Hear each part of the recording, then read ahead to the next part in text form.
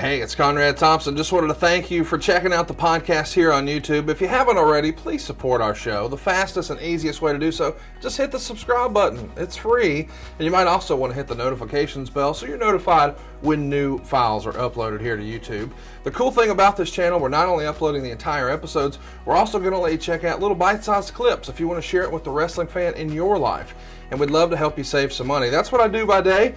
Hey, it's Conrad on Twitter. You can also find me at savewithconrad.com. And I'd be proud to help your family save some money with my family. It really is that simple. We're licensed in more than 40 states. And if you're a homeowner, it's not a matter of if we can save you money, it's a matter of how much. We routinely help our podcast listeners save $5, $6, $7, even $800 a month. And I'm talking to you if you've got credit card debt.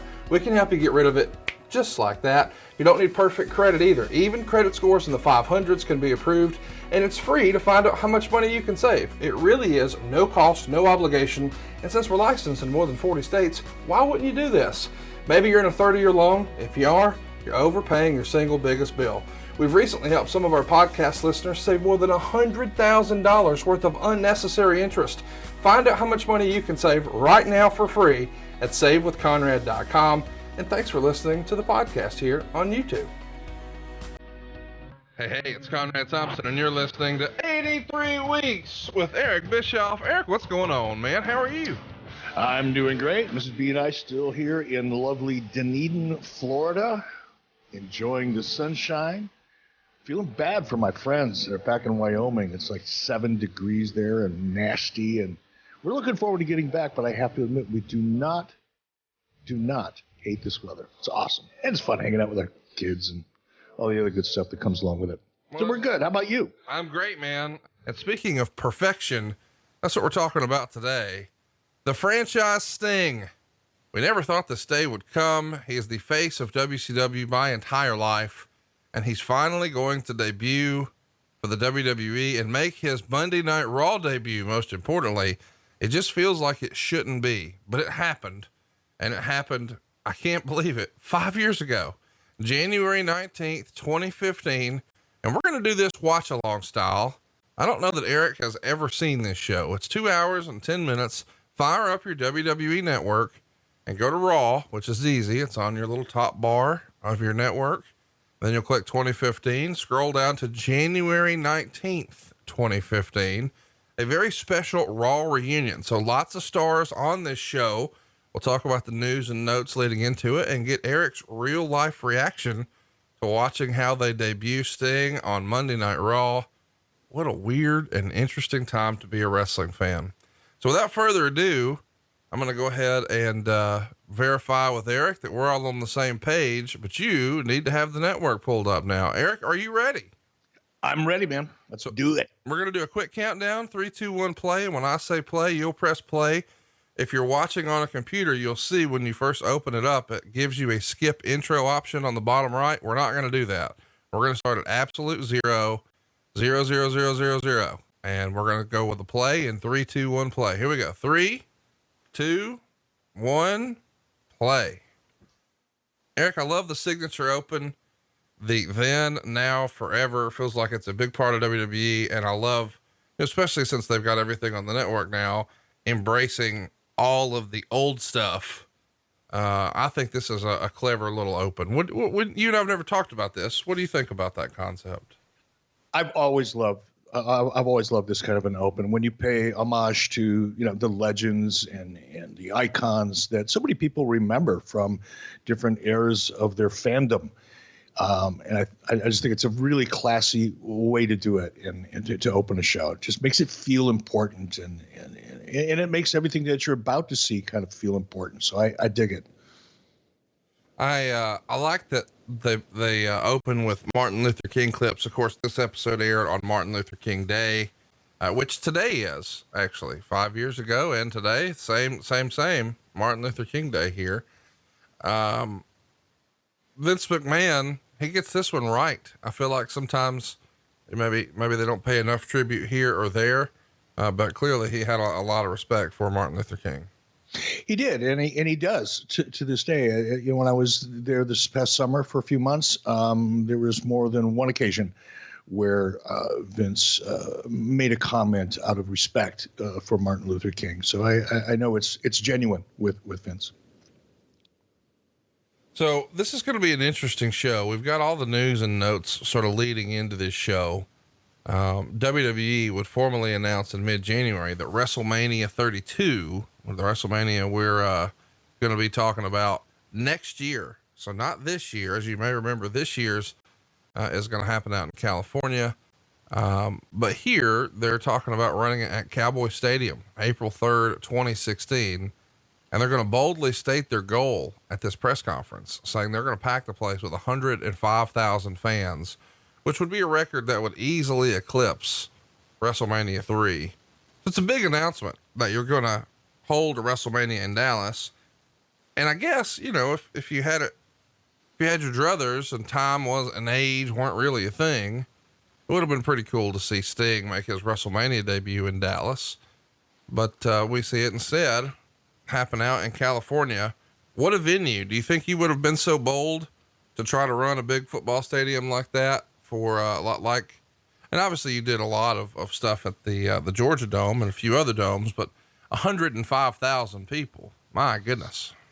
Yeah, I don't think we would have attempted that. Look, even at the peak of WWE's success with Nitro, let's call it 1997, probably would be the peak, I guess, in terms of, drawing an audience, both on television, pay-per-view and our live audience.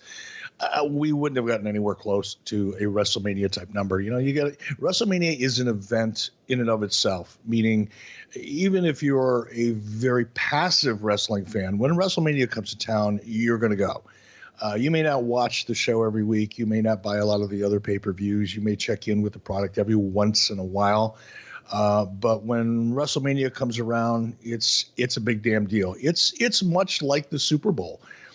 Super Bowl, the NFL Super Bowl has become an event unto itself. And even, passive, football fans will drop into to a Super Bowl. And you go to the I was in the supermarket the other day and everywhere you look, there's, Super Bowl type of promotions going on within the store. And I think WrestleMania is maybe not quite that popular, but it's damn close. So to answer your question, no, we would have never tried to attempt anything that big because it wouldn't have worked for us. Starting the show with a big bang, Brock Lesnar out first. It's funny to think, how much the wrestling business has changed in 5 years, but it's like the old cliche, the more things change, the more they stay the same. Here comes Brock Lesnar with the championship. And of course, his advocate, Paul Heyman. It doesn't look or feel all that different. By the way, this is very much a 2015 week here on my string of podcasts. Tomorrow with Arn Anderson, we'll be covering the Royal Rumble 2015, which is the pay-per-view that happened just 6 days after this.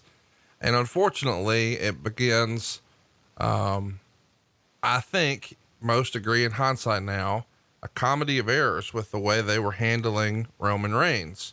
Roman Reigns is going to win that Royal Rumble and get booed out of the building. I think a lot of WWE fans were on the Roman Reigns train until it started to feel like he was sort of being pushed down our throats a little bit. And you even saw in the open of this show, the signature for Raw, he is the last character that you see before the big pyro and the introduction of the talent to open the show. In the little bit that you've kept up with WWE, in the 2014, 2015, 2016, 2017 era, did you have an opinion as to whether or not they were perhaps handling Roman Reigns the right way? No, I did. And I to a degree, I still do. It's really interesting. Wrestling fans they're a very, very interesting audience in that, first of all, they're smart. They know what you're doing. They know what you're trying to do. They know when you are pushing a character, and you've got to be very cognizant that you're not pushing them down their throat. And that's not just true with regard to Roman Reigns back here in 2015 or whenever it was. It's true across the board. It's got to happen organically. The audience has got. You have to be aware, I think, as a producer, promoter, whatever you want to call it, you've got to be aware and have a sense of the audience's desire and tease them with a character. have somebody, I'll take Roman Reigns' name out of it, but if you have character A that you really think is marketable, you really think is going to be your next John Cena, Stone Cold Steve Austin, Rock, Hulk Hogan, Ric Flair, you name it. If you have that character and you really believe in it, I think positioning that character in a way that the audience is dying to see that character, make that next big move and become the face of the company. That's how it works. And if you step over that line and you push it too hard and you try to expedite it or you try to force feed it or speed it up, whatever you want to call it, and you do it before the audience is ready, they'll turn on you. They just will. And it's hard to unturn them. Once they've kind of developed that opinion collectively that, oh my God, they're pushing, wrestler A down our throat. They want this guy to be our, the next face of the company, so to speak. They'll fight it with everything they've got, and we've seen it over and over and over again. I think wrestling fans, in my opinion, I've read, I've heard, I've listened to people face to face, talk to me about who should get a push and who shouldn't get a push and how hard they should be pushed. And once they make up their minds, it's really hard to convince them otherwise. And I think the mistake that they made with Roman Reigns was pushing him too hard, too soon, in a direction that the audience really didn't want him to go. And look, same thing happened to John Cena to a degree. John Cena was able to overcome it. WWE was able to overcome it. But we've seen it, a number of times when you're just pushing somebody that the audience doesn't really accept.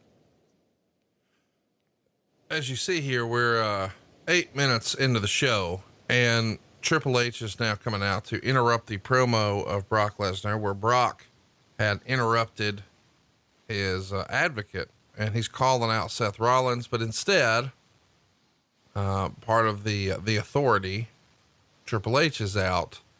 I feel like for a long time, right or wrong, Triple H started Monday Night Raw with a long promo segment, and it almost became formulaic, whereas almost. Okay, there you go. Well, I'm just saying we saw a lot of Nitros start with the luchadors, but we see a lot of Monday Night Raws start with a promo, particularly with Triple H. In hindsight, how big of a hindrance do you think that is for frustrated or lapsed fans, that it feels a little same, and there's a sameness with the show starting with a promo every single week? I think it's true. And that's one of I don't want to call it a critique. I'll call it an observation, but that's one of the observations I've had about WWE in general for a long time, is that as great as they are, and they are, I want to preface this and make sure I'm clear about this. This is not a criticism. This is just a perspective based on my tastes.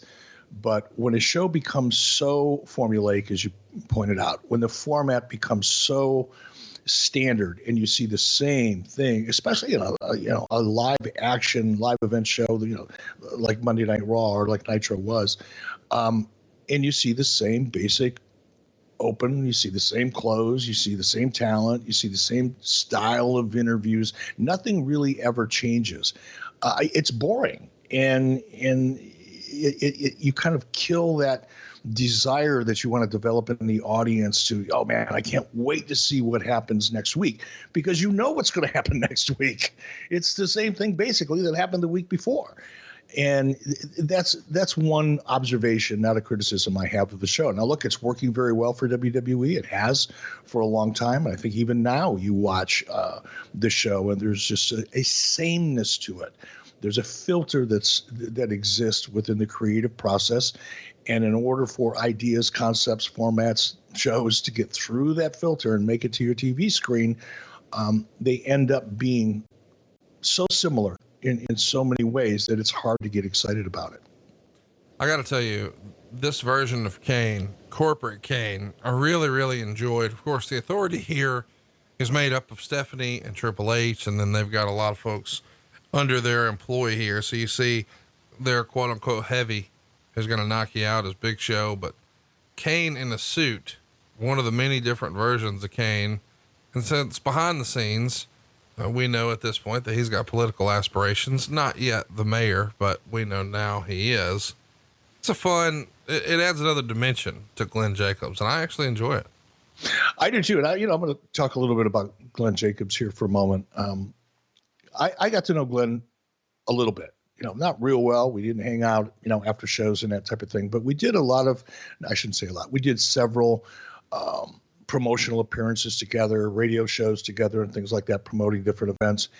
And Glenn Jacobs, I think, is probably one of the smartest people, intelligent people, well-read people, when it comes to history and politics, that I've ever met in the wrestling business. He's a very, very intelligent guy, really a humble guy, easy to be around, fun to work with. Can't say enough great things about Glenn Jacobs, and I'm glad he's where he's at as mayor, because he's a very political guy, but a very, very smart and balanced individual. Can't say enough good things about him. I did take a choke slam from him that broke my hand once, but that's another story. Well, that's a shame that you broke your hand, because how are you going to trim all your junk? Listen up. Valentine's Day is just around the corner, and you don't want to be that guy with the bush or that nerd who cut his balls prior to getting it on.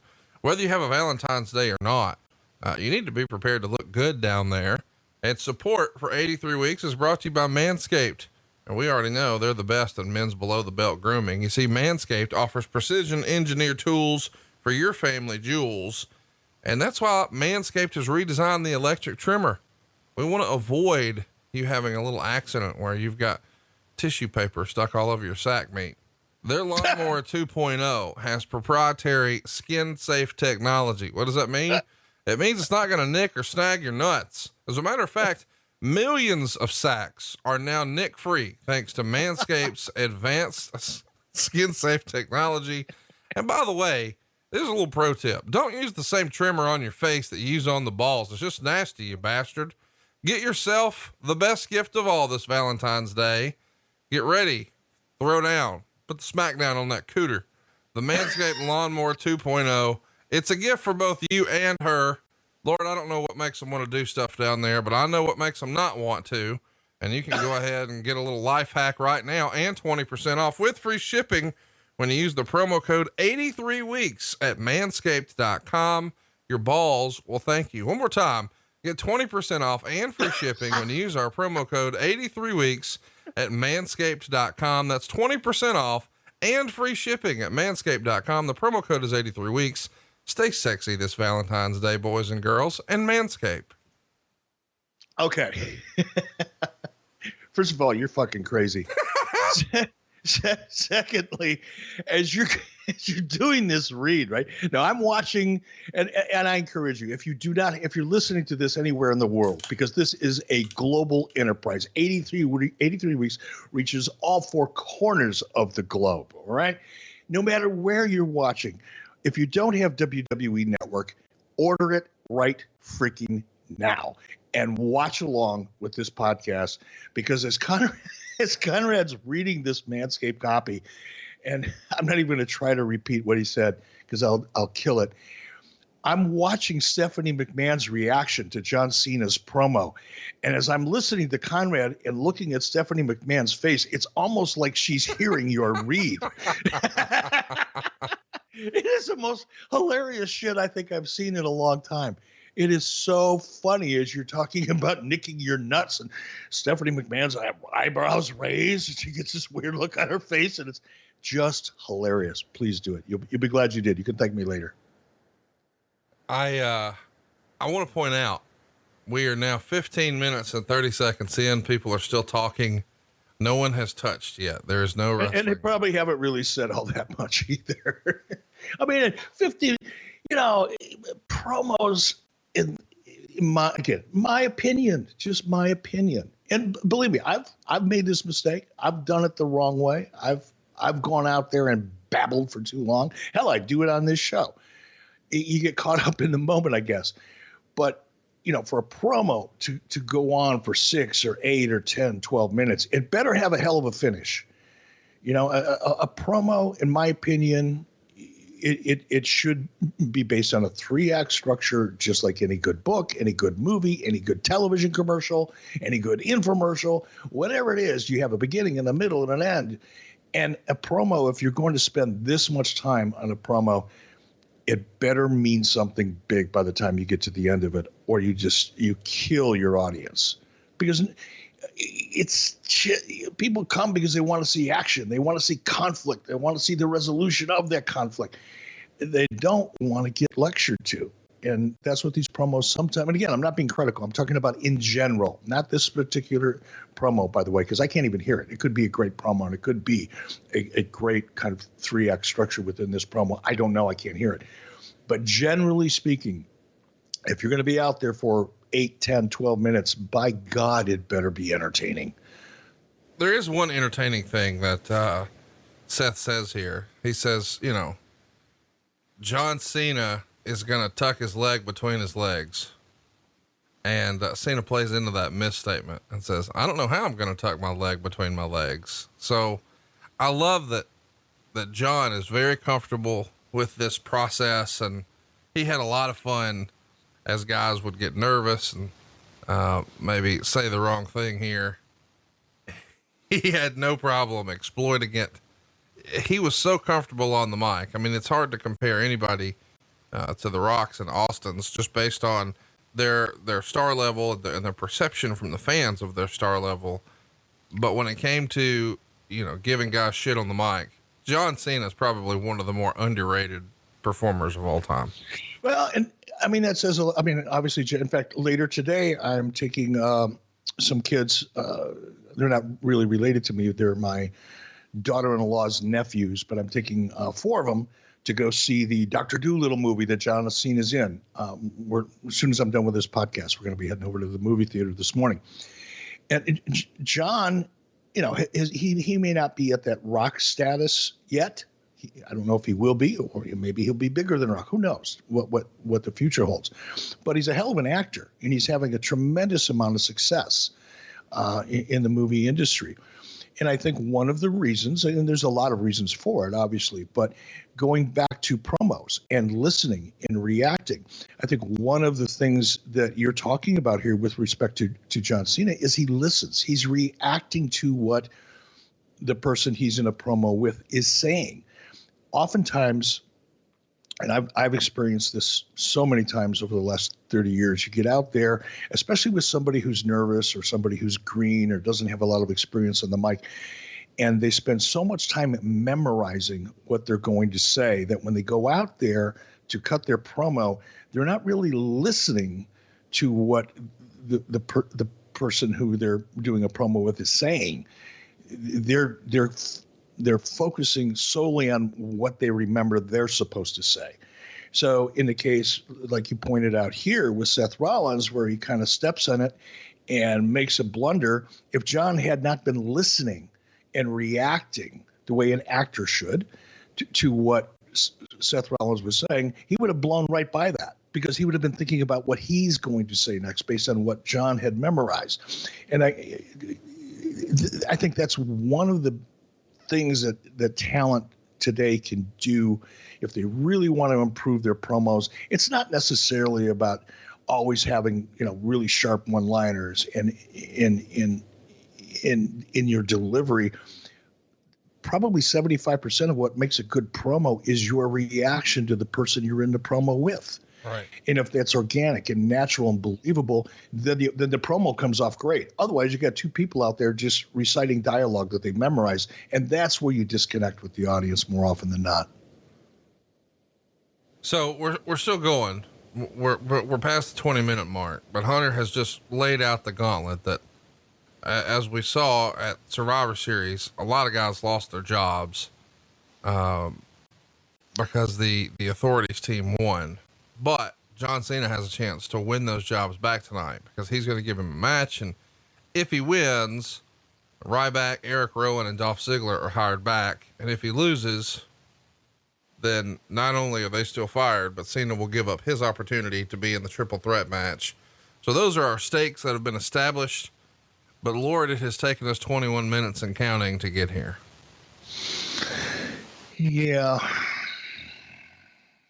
I just think about, and I realize wrestling's changed, but I think about the old studio shows, from the NWA and WCW, the Saturday 605 shows. And, yes, there were a lot of promos on that show, but man, there was never a 20-minute Horseman promo. Yes, they would have a few minutes, but 21 minutes is an absurd amount of time in a show, especially if you think about, in the old school, we've got an hour-long show. And of course, this is a different era. We've got a 3-hour Raw here, which is, as we know, sometimes a chore to get through. And I guess if you're trying to fill 3 hours of content, 52 weeks a year, not counting all the other shows that you're doing, just talking about Raw, that can be quite the challenge as we get to the 22-minute mark. And it looks like we're finally finishing the segment. A third of the show, in the old hour-long way of doing things, would have been committed to this one segment. And as if you're not watching along with us, if you're driving to work or you're doing something else and not able to do the watch along, as you were watching John Layfield, Michael Cole, and Booker T at the announce booth, right square behind Michael Cole is a great shot of an NWO shirt. Still one of the hottest pieces of merchandise in the WWE catalog to this day. Always makes me feel good. It's worth mentioning, they're doing an NWO reunion on this. Something that stood out to me, when they showed the announcer desk, you saw JBL on the left, Booker T on the right, and of course, Michael Cole right in the middle of things. A 3-man desk. They have over the years flirted with 2 men in the booth, 3 men in the booth, but allegedly, according to the rumor and innuendo, Vince McMahon saw the, overwhelming outpouring of support for Stuart Scott when he passed away in early January 2015, and immediately made the decision that moving forward, they needed to have African Americans represented at the desk. And so if you go back and you look from about this show forward, there's always been a black person behind the desk. And a few weeks ago now, as we're recording this in 2020, maybe a couple of months now, Dio Madden was an African-American commentator on Monday Night Raw. He of course suffered an attack. He was replaced by Samoa Joe, and now Raw looks like it may be the exception, but that was something that Vince McMahon felt very, very strongly about, because Stuart Scott was very much a big part of Sports Center and sports casting. And as the most prominent African-American when ESPN and Sports Center were first sort of rising to prominence, he made quite the impression, one that got Vince's attention and looked like there was going to be an audible called from there on. Bray Wyatt, as we're watching now, making his way to the ring with Daniel Bryan. It's amazing the journey that Bray Wyatt has been on, having so much success now with that Fiend character. Really fun watching that character, the Fiend character, evolve and develop, and really excited. It's probably one of the hottest things in WWE, possibly in the last 4 or 5 years, from my perspective at least. Business wise, I don't have any inside information, but just seeing the kind of reaction that it's been getting and the merchandise information that I've read about publicly, not privately, obviously a really, really successful character for WWE, and happy for Bray Wyatt. Look at the crowd reacting to Daniel Bryan here. We're about 18 months after he got super hot, going back to SummerSlam the prior year, when he finally, even before SummerSlam, but at SummerSlam, it looked like they were finally going to pay it off. He was going to have his big moment. As we know, that didn't happen. That would have been SummerSlam 2013 rather. But going back even, or fast forwarding a little bit, we know that WrestleMania in New Orleans the prior year became all about the Daniel Bryan show. It didn't feel like that was the original plan. Certainly it wasn't. But they eventually caved and gave the audience what they wanted. And as a result, the fans have really adopted Daniel Bryan as their guy. We know that his title run in 2014 wasn't exactly what it could have been. He was injured, had to take a break. His title run cut short. But now that he's back, fans are excited that he's back, and they expect him to be the top guy. And we know that's going to lead to a questionable decision that they're going to make with the Royal Rumble. Fans really wanted Daniel Bryan and only Daniel Bryan to win the Royal Rumble in 6 days. And you see the reaction he got coming out, a true hero's welcome. it's interesting that they put him in the first match on the show and not the first segment on the show. But he had worked hard to get this spot back, and you see his connection with the audience is real, and probably took a lot of training to get to this spot after a layoff like that. You want to make sure that when you're back in a big way. And if you're like most people and you set New Year's resolutions to be healthier, go on a diet or start working out, we do things like, lifting weights or running or biking or hiking. Maybe we start watching what we eat, but most of us overlook the basic activity of breathing. Validated by top fitness experts, performance breathing is the most overlooked activity that can help you do more to get more active and perform and recover better. And we've got an easy solution for you for just 5 to 10 minutes a day. It's called the XPT Life app, and it's going to blow your mind. Eric, share your personal experience with us about XPT.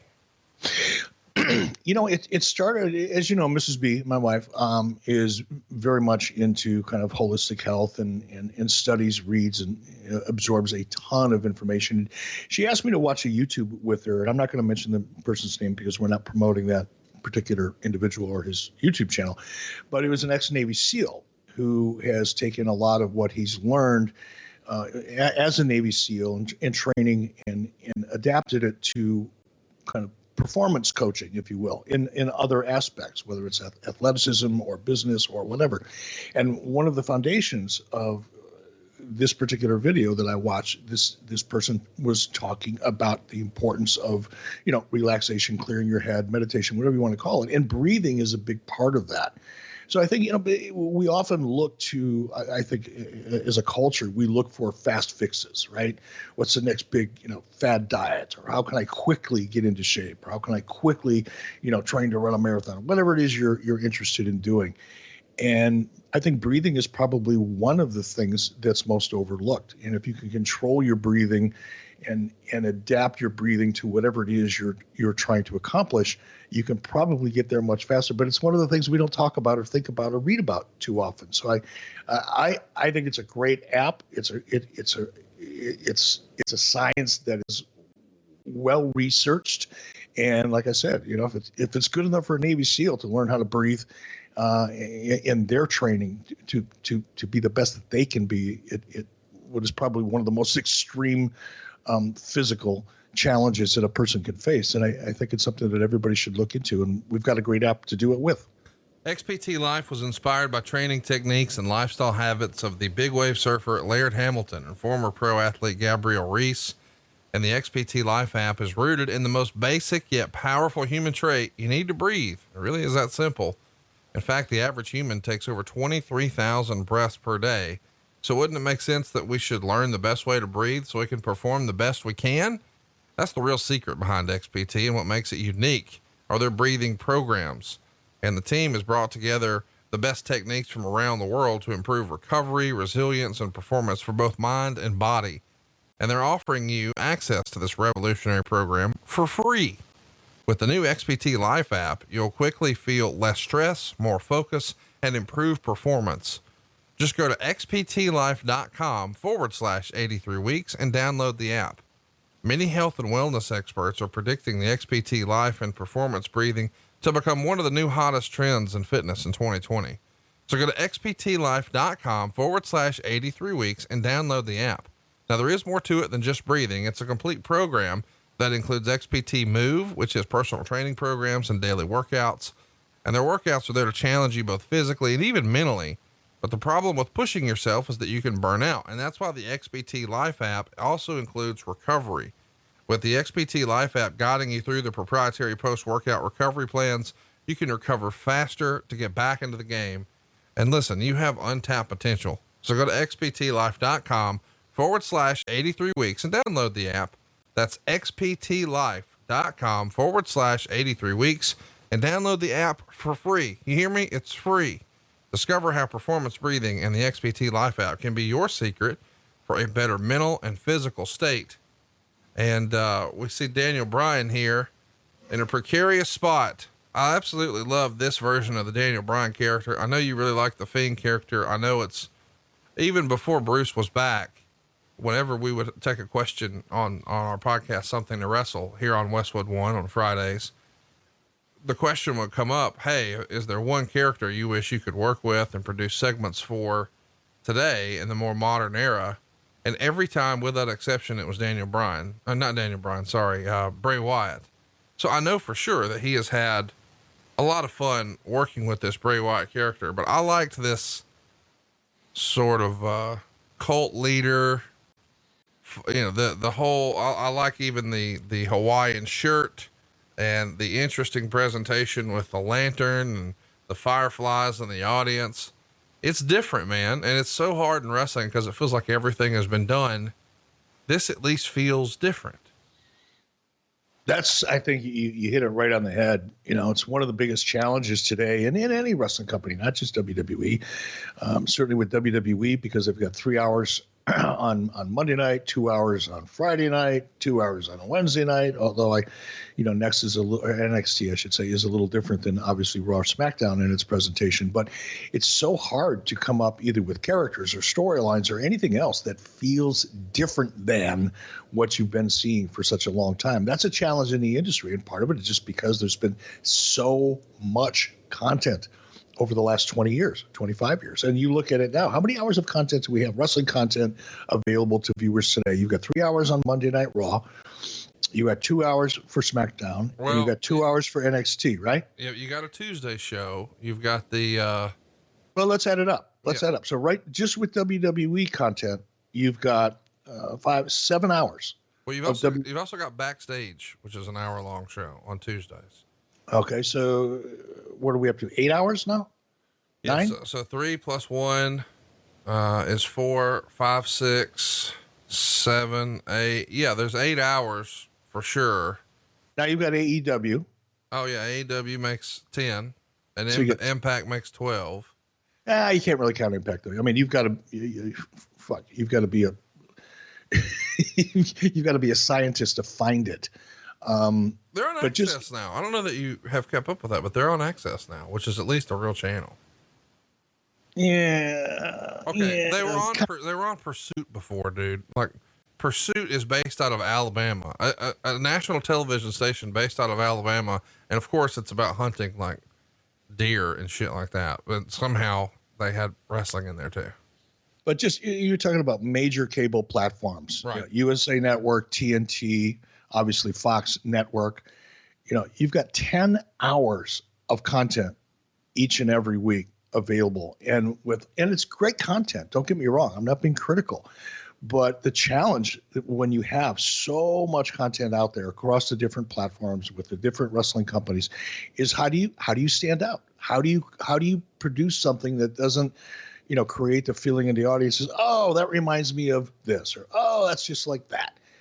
Coming up with something that's very unique. And I think that's why the Fiend character is working so well. In addition to the fact that Bray Wyatt is just a phenomenal piece of talent, as we're seeing here in this match with Daniel Bryan.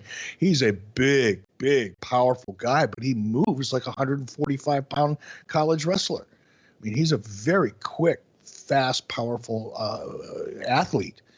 And to be able to come up with a character that feels so unique, that doesn't feel like, oh yeah, that reminds me of something else, is a real challenge for anybody in any wrestling company, whether you're a talent, whether you're a producer, whether you own the company, it doesn't matter. It's a real challenge. And I think that's one of the reasons why, in my opinion, again, just my opinion, when people go back and they talk about the Monday Night Wars and what a great period of time all that was, and I agree it was, but it was so great because we were able to do so. And when I say we, I mean WCW and WWF at the time, now WWE, were able to do so many things that nobody had ever seen before. And it just created such an intense interest in the business. And now it's really hard to achieve that. How do you do anything that doesn't feel like you're just rehashing or doing something that's been done before? I think, what we're seeing in today's environment is the athleticism is making up for a lot of that. There's a lot of pressure, I think, on the talent in the ring to present the product in a way that looks unique and feels unique and up the risk factor, if you will, and the athleticism and what's going on in the ring. But in terms of storylines and characters, it's much harder to create something that doesn't feel like a rehash. Well, Kane does not feel like a rehash here. Corporate Kane, of course, as we remember, he used to be the tag partner and even tag champion with Daniel Bryan as part of Team Hell No. But now Corporate Kane here to lay waste to Daniel Bryan. I want to talk about, the amount of content in wrestling, something we were just talking about in a minute. I want to back up and talk about that again, but in Daniel Bryan's book, he wrote about, well, we'll talk about that another time, because that's going to get us down a sidebar that I know you'll enjoy, but we may never get back on track if I talk about suntanning one's own butthole and the health benefits to that. Let's talk about adding another show, because it feels like not that long ago, you and I sat down here and reviewed the very first episode of Thunder. In fact, it was earlier this month. And when I sort of teased the idea that, hey, hypothetically, what do you think about the idea of AEW looking at another show? And then it was announced this past week, when it was revealed that AEW rather, had signed a new contract with TNT that's going to guarantee that they're going to be around through 2023. And it was a significant money deal, well over $100 million guaranteed now in revenue, and 40 some odd $million a year coming in for AEW. It was revealed that, hey, they're working on a second show. Seemingly it would be taped on Wednesdays, be an hour long, and air on another day of the week somewhere on Turner, perhaps TNT, but perhaps another Turner channel.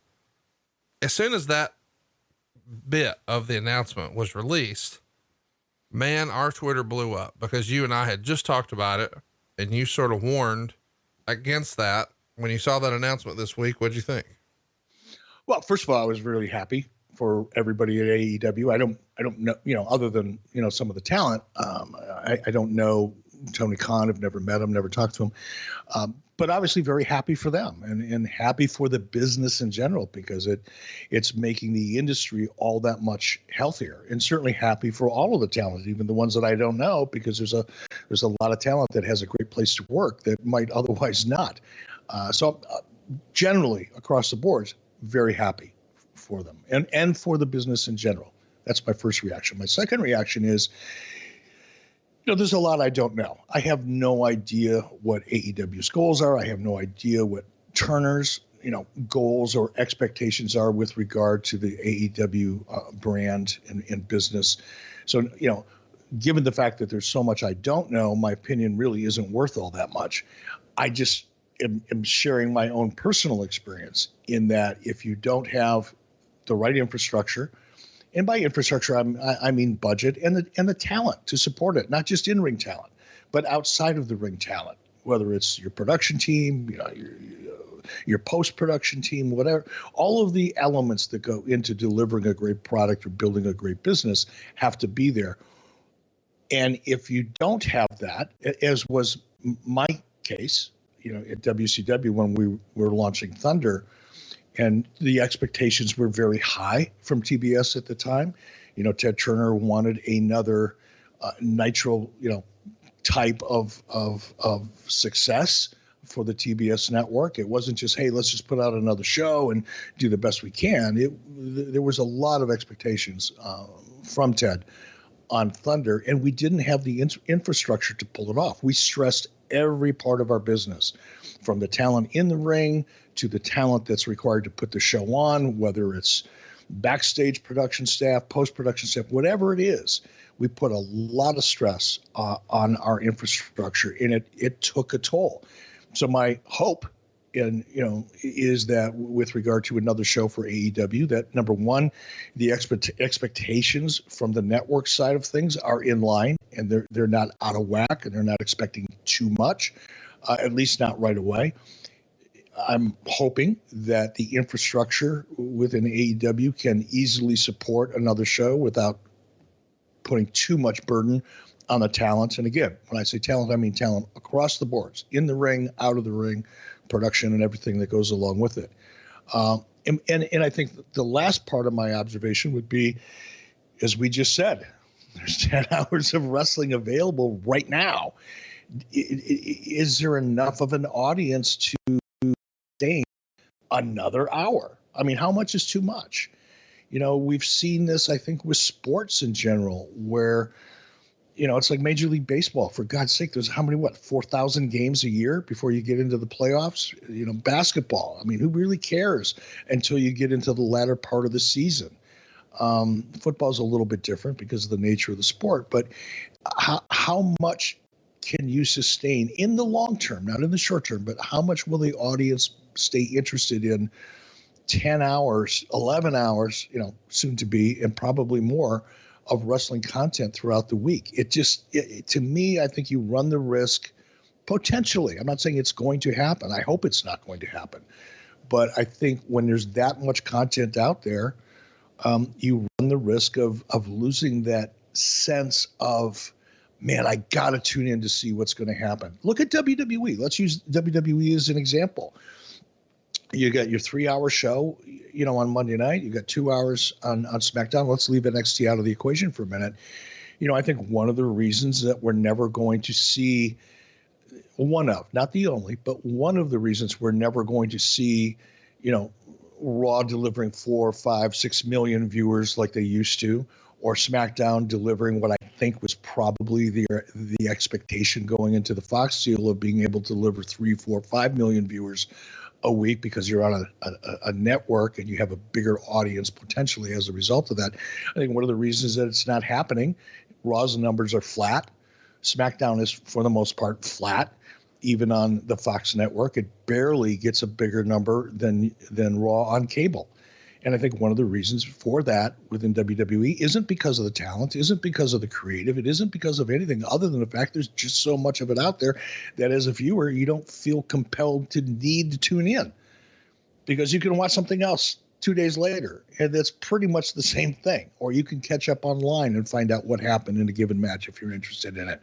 I just think because there is so much content that you reach a level of saturation that ultimately hurts, or I don't want to say hurts, but it prohibits you from reaching those big numbers that we used to see. That and the fact that there's, you know, the television landscape has changed so much, and streaming platforms and all the other, I don't want to call them excuses, but kind of excuses why you're not seeing the kind of success that the business used to have in terms of the total number of viewers, is because there's just so much out there that it doesn't feel, I don't know, it just doesn't feel compelling anymore. How about after all these years, Hulk Hogan still getting a hero's welcome here? January 19th, 2015, as he's strutting to the ring. One of the things that, you know, you've always championed as being, when you did all your research and studies on what wrestling fans wanted back in the Nitro era, unpredictability was number one. You know, they didn't want to be able to call it. They wanted to be surprised. And that certainly has not been the case with this particular episode of Monday Night Raw that we're reviewing. So far, we've seen Triple H 3 times. We saw him in the first 22-minute segment.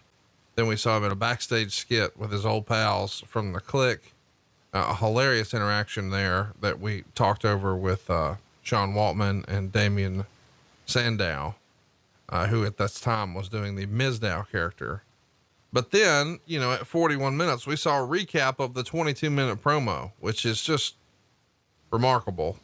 And I think that one of the challenges that we have is, if you are creating, you know, 10 hours of content a week, it's hard for every episode to be unpredictable, because the unpredictability becomes predictable.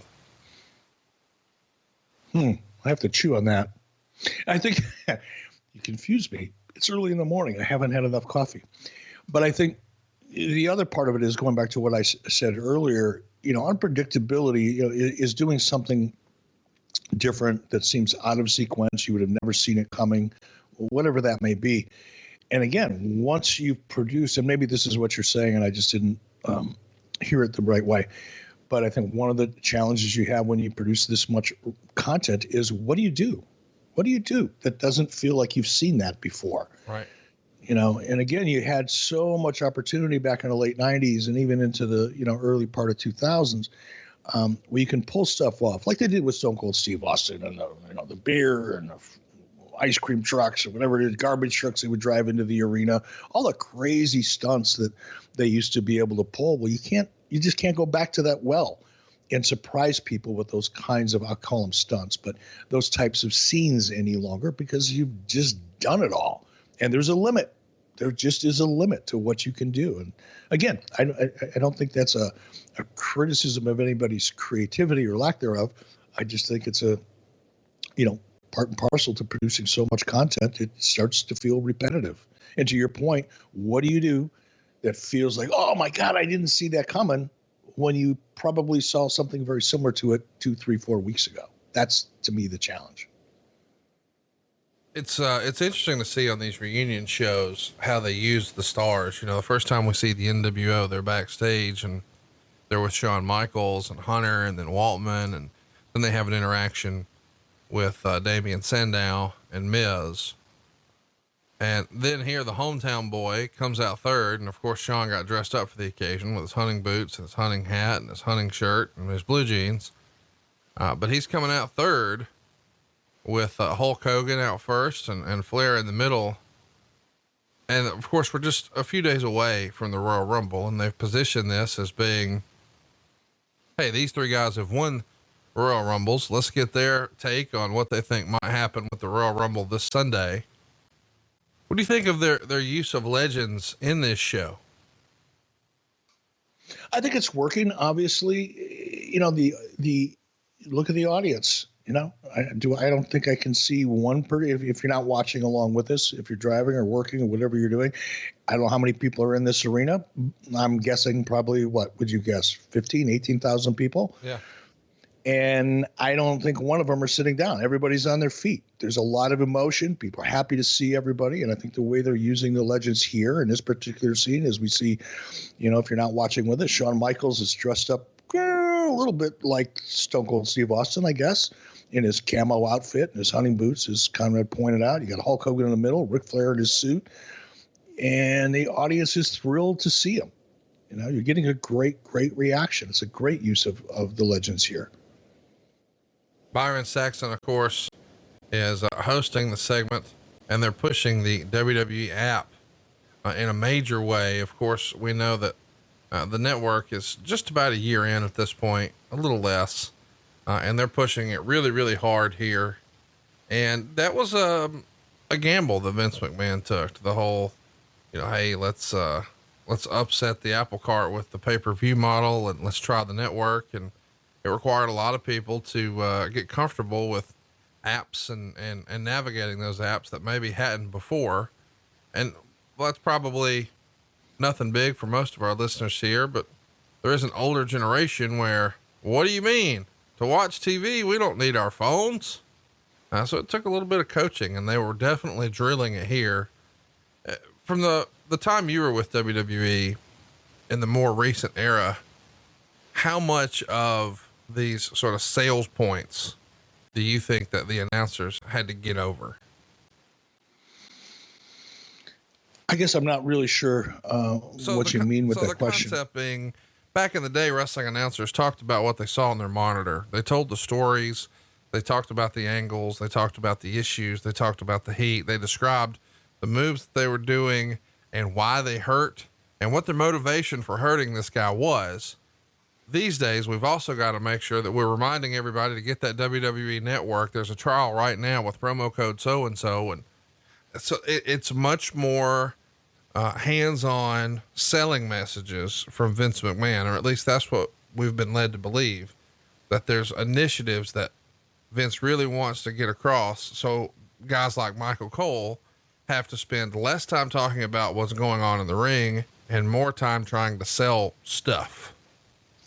Yeah, I get that. And I'm going to have to go back. I'm going to watch a show or two in the next couple of weeks. Mrs. B and I are, as we're still here in Florida, we've been kind of bouncing around into different homes. We're doing the Airbnb tour of Florida, so to speak. and every place that we've been in so far, you don't have access to cable television. So I haven't been able to watch much really since the middle of November. In terms of current product, which is really weird for me. I haven't been able to watch the news. I haven't been able to watch, get access to SmackDown or Raw or AEW or anything since, like I said, around the middle of November when we left Stamford. But, go back in time too. Go back and listen to an early show. Listen to Jim Ross and Tony Schiavone calling WCW, or in my case, when I was doing play-by-play. We were constantly pitching the magazine, pitching hard pay-per-view. So I think there's probably, you're obviously you're hearing things now from your announcers talking about apps and so forth and pushing that type of thing. But if you go back into the, mid 90s, late 90s, I think we probably spent just as much time pitching pay-per-view. So I guess what I'm trying to say is I don't know if we're selling more now than we were then. We're selling, I say they're selling differently now. They're selling a different product now than they were back in the mid 90s because of streaming and the app and so forth. But I don't know if the volume of that type of promotion is really that much different. And going back, and I don't sit and watch hours and hours of wrestling, so I may be wrong about that. That's just my observation from this perspective. But going back to what you said about the WWE app and the streaming platform and how bold of a move that was, we all it's funny how time changes your perspective on things. But if you go back to 2000, and I don't know when exactly it was announced that WWE was going to go to a streaming platform and change the way they delivered pay-per-views. But I remember when I first heard it, whenever that was, it was like, now that is one ballsy move. That's the type of move that when you make that move, you're really, again, my perspective without knowing all of the information, but I'm guessing that the pay-per-view revenue from DirecTV, Dish, so forth, satellite, was probably 25-30% of the WWE bottom line back then. And I know it was with WCW, so assuming it was somewhat the same. To put that much of your revenue, which probably was about $125 million a year at that time, I guess, to put that much of your revenue at risk for a new technology that may or may not work, that the audience may or may not adapt. Now, again, when 2020, as I just talked about, I'm renting these houses here in Florida on vacation, and none of them have access to cable television because everybody's getting their content on a streaming platform of one or another. But that was a big risk back then. Nobody knew for sure that the audience would adapt to it. And, I can't listen. I'm not kissing anybody's ass for any reason other than just being honest about it. You talk about a ballsy move by Vince McMahon, making that, and the entire company, making that commitment to divest yourself necessarily of DirecTV and the traditional pay-per-view distribution model in hopes of building a streaming platform that would allow you to control all of your own content yourself was a ballsy move. Without question. And obviously it's a gamble that wound up paying off. It is interesting though, that most experts who monitor it look back and say, had it not been for the increased television rights, it wouldn't have worked because the stock took this major bump up based on that, more so than based on the network, because the early projections, they didn't actually hit. So we've got somebody interrupting the segment. Who is it going to be? The Big Show. That's the most fucked up looking outfit I've ever seen Big Show wear. Is that goofy or what? Describe that, Conrad. I don't even know how to describe it. That's a singlet. Well, it's a low cut singlet, about almost down to his belly button. And what's that pattern on that thing? Can you tell? I cannot. It looks like two strips of camo on either side, like gray urban camo. That is pretty goofy looking, in my opinion. This show I actually got to be at. I went with Rick and got to see him sort of talking through what they were going to do that day and put it all together. And it was fascinating to sort of see how the sausage was made. And this segment in particular, there was lots of creative bandied about, and I got to see for the first time, not exactly that doesn't work for me, brother, but not too far apart. And, it was sort of fun to see. So describe that. Let's describe the scene for our listeners who aren't watching along. You've got Hulk Hogan, Shawn Michaels, and Ric Flair in the ring. Big Show's now cutting a promo. So when you said you got to watch the sausage being made and watch him lay out this promo, what aspect of it was not working for me, brother? Well, there's going to be some physicality, of course. And in this era, this is the version of Big Show who is a knockout artist. And if he just says, I'm going to knock you out, he just rears back, punches them, and boom, everybody goes to sleep. And in this case in particular, they were sort of debating the creative of, hey, what exactly should we do here? And I don't know. It was just fun to sort of see, what about a big boot? What about a 3-point? It's like, well, okay.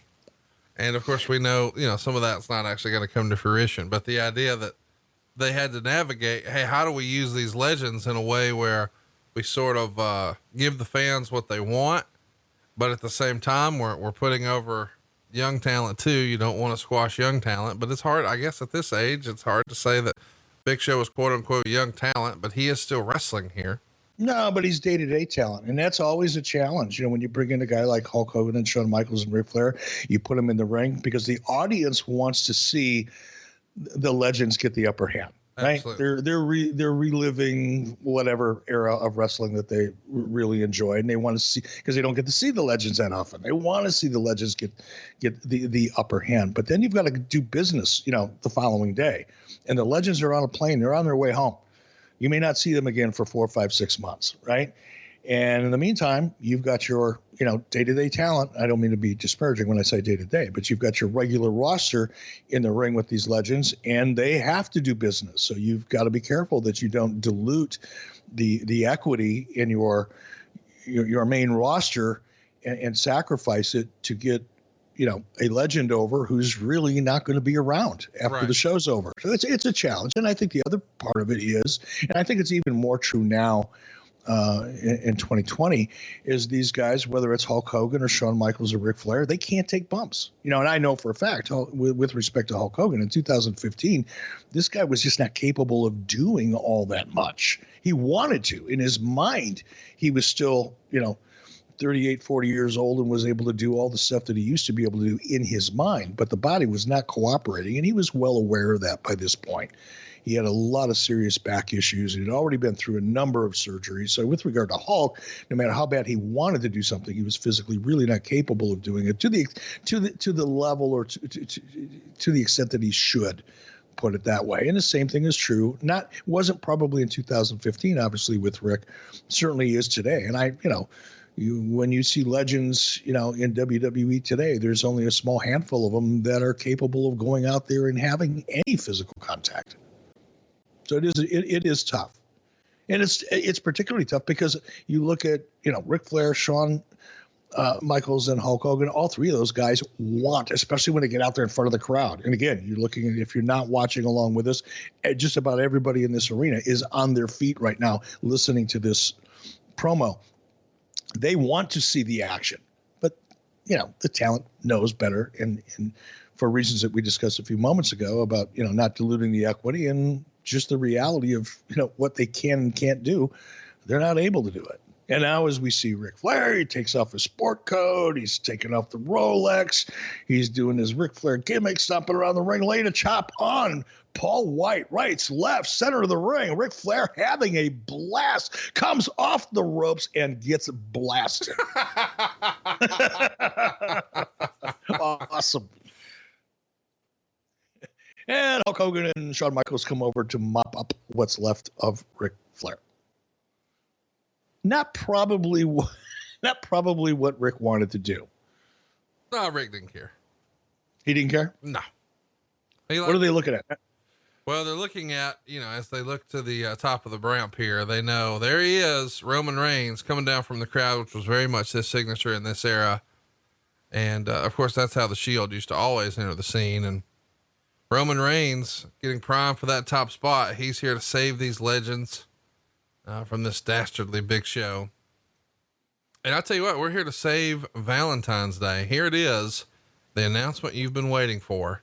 Steven Singer is releasing a brand new color of his famous 24 karat gold dipped roses just in time for Valentine's Day. The new color has been the most requested color by passionate rose collectors and fans. Are you ready? The brand new color for 2020 is rose. That's right. A rose rose, a rose gold gold rose, a rose gold rose. His popular fully dipped classic gold rose now comes deeply dipped in rose gold. Picture a real long stem American Beauty rose preserved and completely dipped in a pink gold finish that is called rose gold. That's right. The same lifetime guarantee, the same fast and free shipping, all with the same unbeatable customer service, just with a brand new look. Steven's rose gold rose collection starts at just $69. Add something new to a previous bouquet or start a new one with a new classic rose gold rose. Go right now and see it for yourself online at IHateStevenSinger.com or visit Steven in his showroom at the other corner of 8th and Walnut in Philadelphia. Real roses, real jewelers, real gold, all at the perfect price. IHateStevenSinger.com. And by the way, Steven Singer is a real guy. He's listening to this show just like you right now. He runs a real business. They don't run gimmicks. There's no promo code. There's no sale. You don't need a special code for this. He wants to give you a lot of value, consistent service, fast and free shipping. And when you go to the website, you'll see lots of images of people smiling, happy faces, just like you do on all websites. I want to remind you, those are the same people you'll see if you go visit him at the corner of 8th and Walnut. They really do work at that store. If you call them up, if you go to the website and say, I have a question, I'm just going to call the toll-free number here, or I'm going to call the local Philly number. The people who answer the phone are the people who are on the website that you'll see when you go in the store. This is a family run operation, but they are giving you big time value. I can't give you a plainer way than to say this.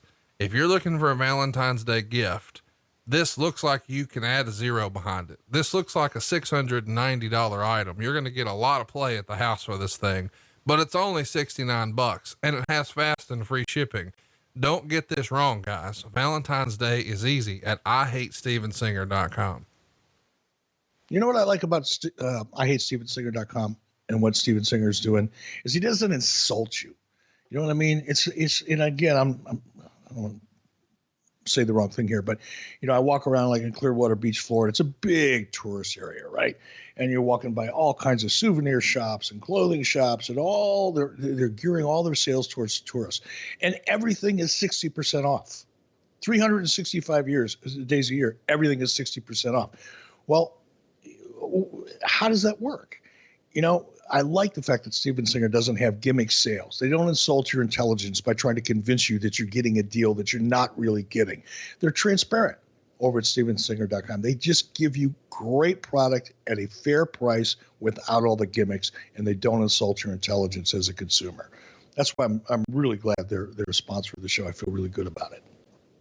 So John Cena here visiting with Mrs. Moxley, Renee Young. And we took to the app to do a poll. Should John Cena risk his championship opportunity at the Royal Rumble for a chance to save the jobs of Eric Rowan and Dolph Ziggler and Ryback? And 85% of the fans say yes.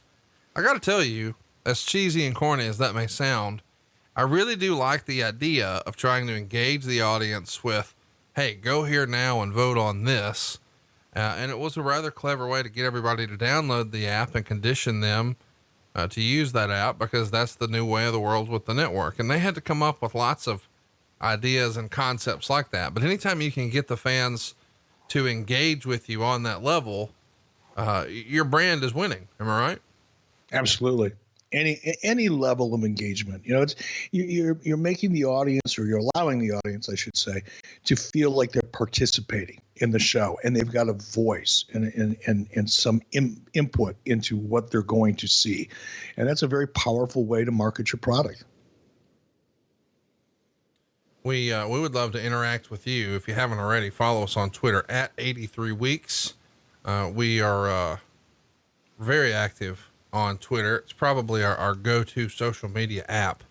We'd love to have your follow there, and you'll have an opportunity to interact and vote on polls that we put up when we get a chance to do it that way. And of course, we're usually asking for your feedback and asking if you have questions about a particular topic. And we got lots of questions this week.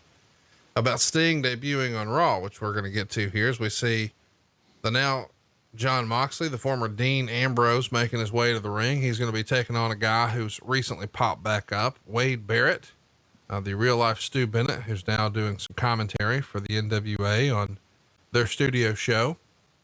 Have you seen any of the NWA Power episodes that they've, started to do this year with the old school studio look? I have.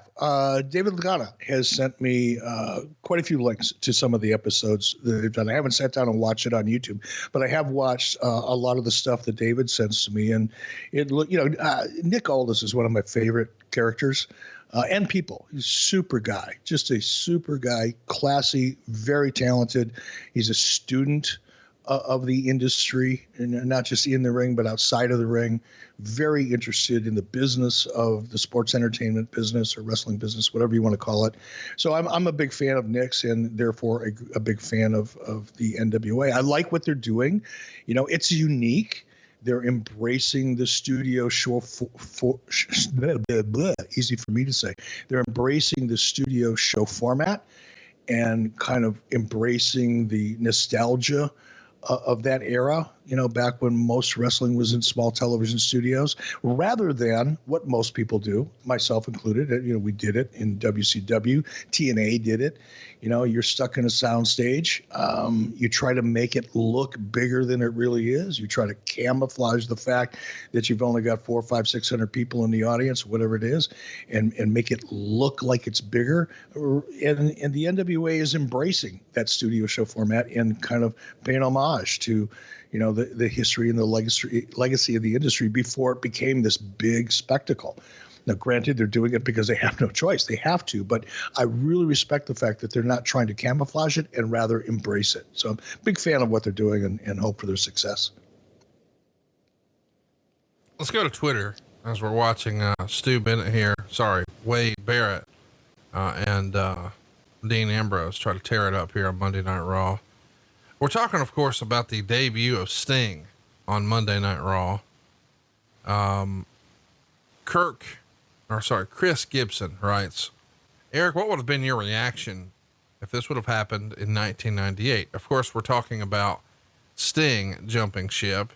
He was definitely the face of WCW, the franchise of WCW. And really that's the reason we're reviewing this show, because he was one of the lone holdouts. It didn't feel like it was ever going to happen. When everybody had worked everywhere, Sting did not. He was a WCW loyalist. What if he would have jumped ship in 1998, fresh off of the incredible push and storyline that we had through all of 1997 and even part of 96? Hypothetically, if his contract had come up in 98 and he switched jerseys, how disastrous would that have been, do you think? Wow. It's hard to imagine it. I understand it's a hypothetical question and I get it. And I just can't imagine it would have been devastating. Let's first deal with that. There was so much emphasis on Sting. He was really the face of the company, regardless of, the NWO and all the success that, Nitro had and all of that. The fan base, I think, recognized Sting as, other than Ric Flair, probably, was WCW, and to lose somebody like that would have been devastating. Setting the storylines that were in place and everything that we had hoped to be doing with Sting. In that hypothetical question, let's say in August or September of 1998, if Sting would have said, sorry guys, got a better deal from WWE, heading that way, it would have been it would have been demoralizing, I think, not only from a creative perspective, but I think, within the offices, Sting was a guy. Steve Borden, the man, Sting, the character, was someone that got along with everybody, and it wasn't superficial. He wasn't just, polite to people. He was, obviously, but it was genuine with Steve. I don't think there was one person within WCW, either in the locker room or in the office, that had one negative thing to say about Steve Borden. And I think most people would have been devastated had he gone to WWE. Great question. I'm not a big fan of hypotheticals, but that was a good one. lots of questions, over the years about the Undertaker and sort of comparing him to Sting. The goddamn Candyman on Twitter says, when someone from WCW would come to the WWE, they would go out of their way to meet the Undertaker. Was it the same for Sting when it was the other way around? Did the WWE guys you signed in the 90s go out of their way to meet Sting?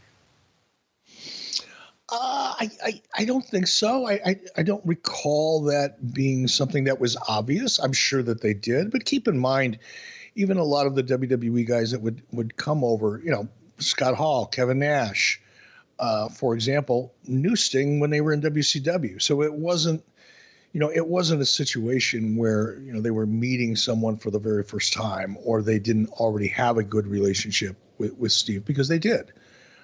So I think because of the familiarity, and because they all knew each other and had known each other for quite a long time, I can't think of anybody that came over from WWE to WCW that didn't already have a relationship with Steve.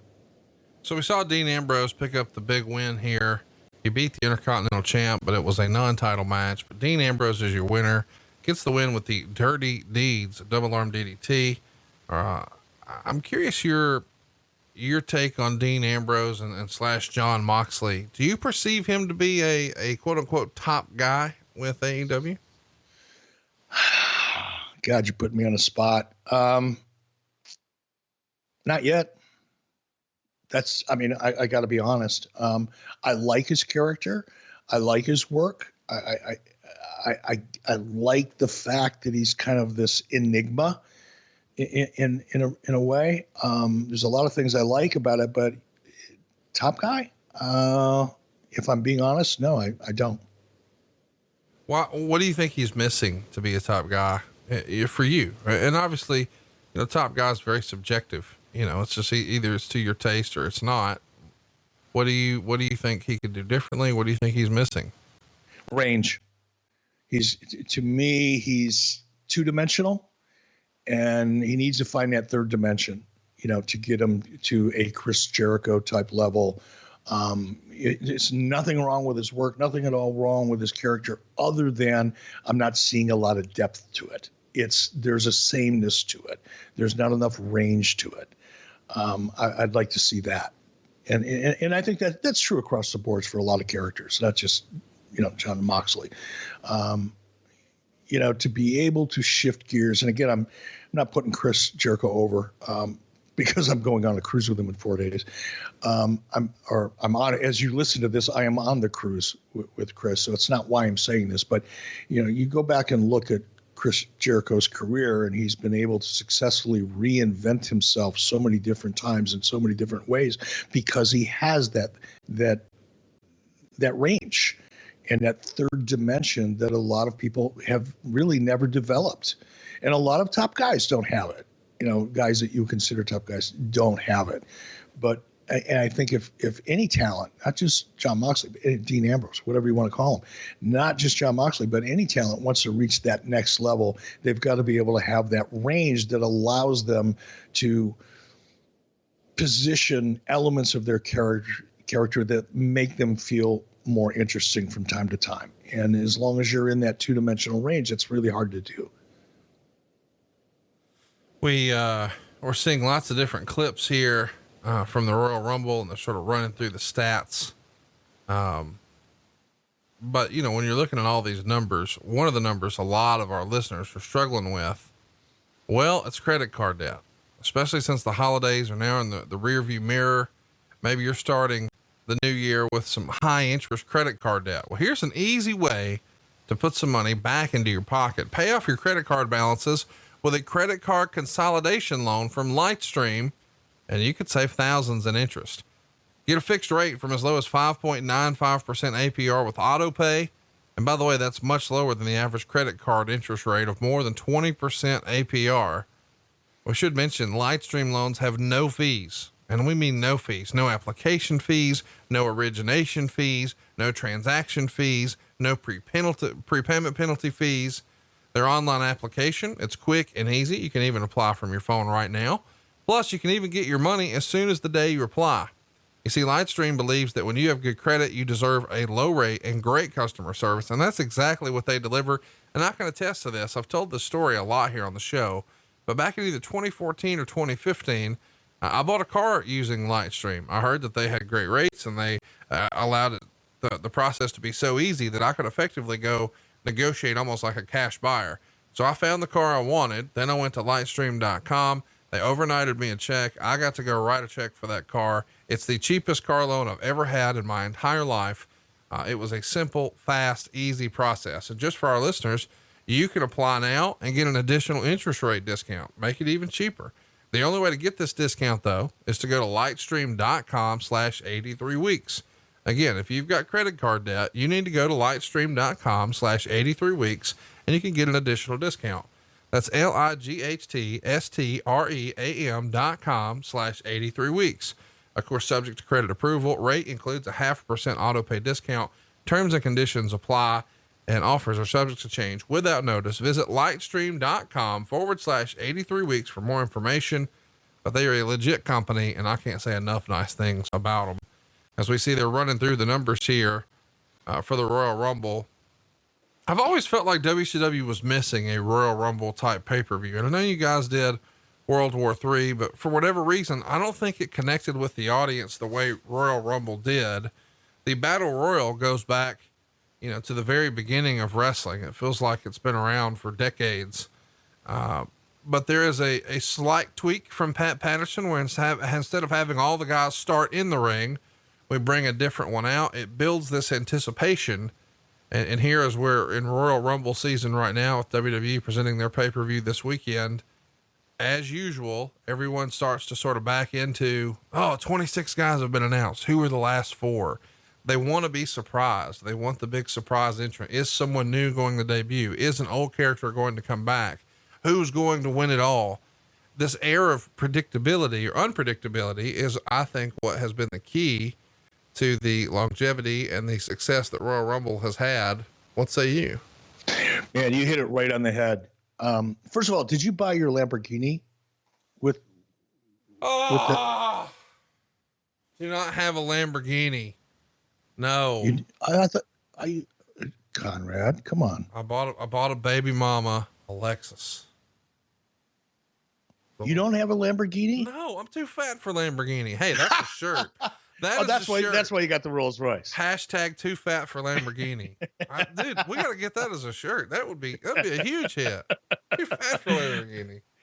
No, but you know what? You hit it right on the head. One word, and you summarize really the entire industry and what makes it work.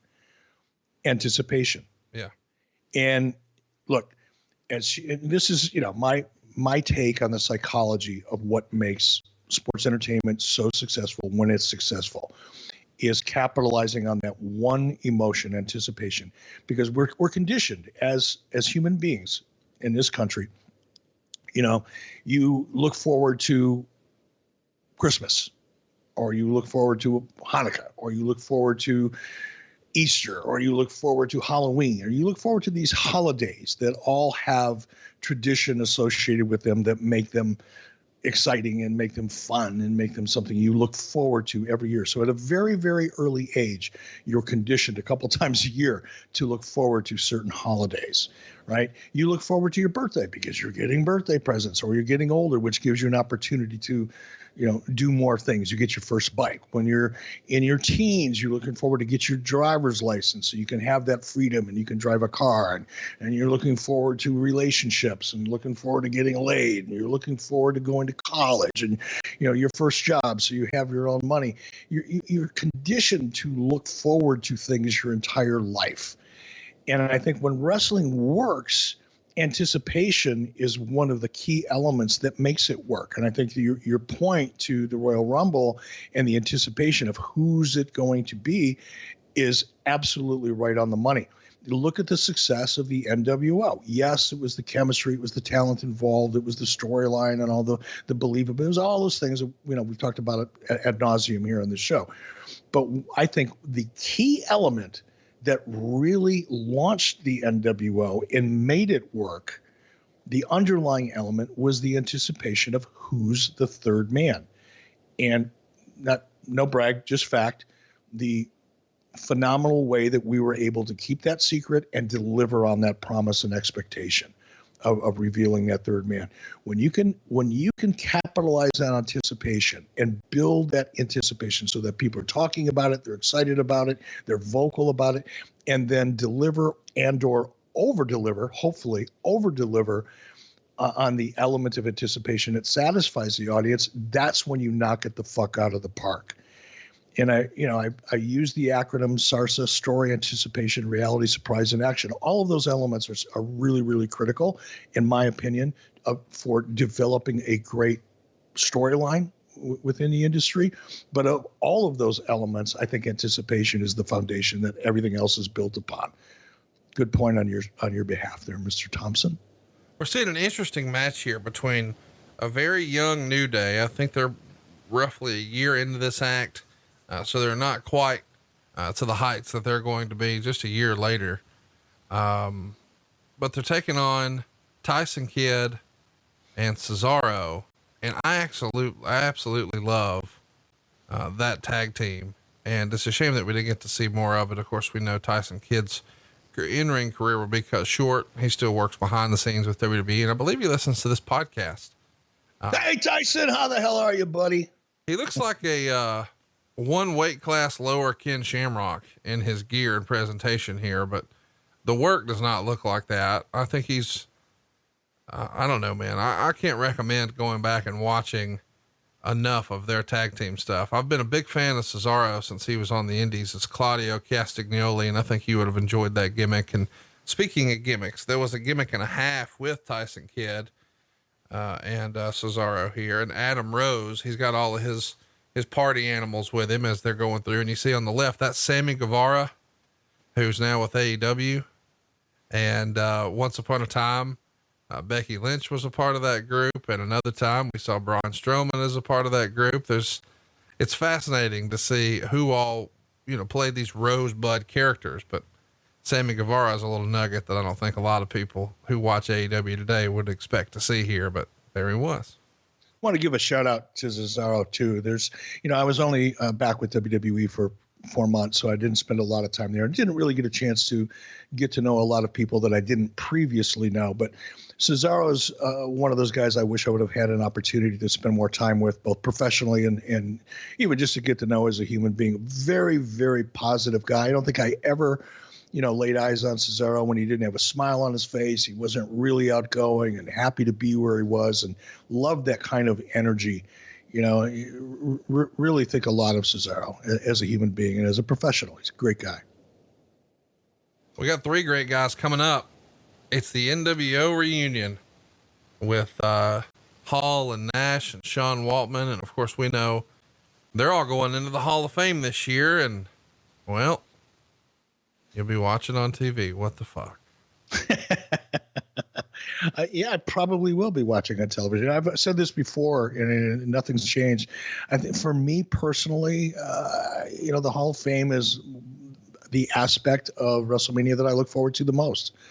The emotions are real. These guys are getting up there, and of course, a couple of them have been there a few times now, a couple times, so it's maybe a little different for them. But a lot of the people that you're seeing inducted are, it's a really special moment for them, and it means a lot to them, and the emotion is real. And I think that's what makes it really fun for me, is just watching that real emotion. And what makes this really fun for me is, WWE is famous for shitting all over anything that wasn't WWE.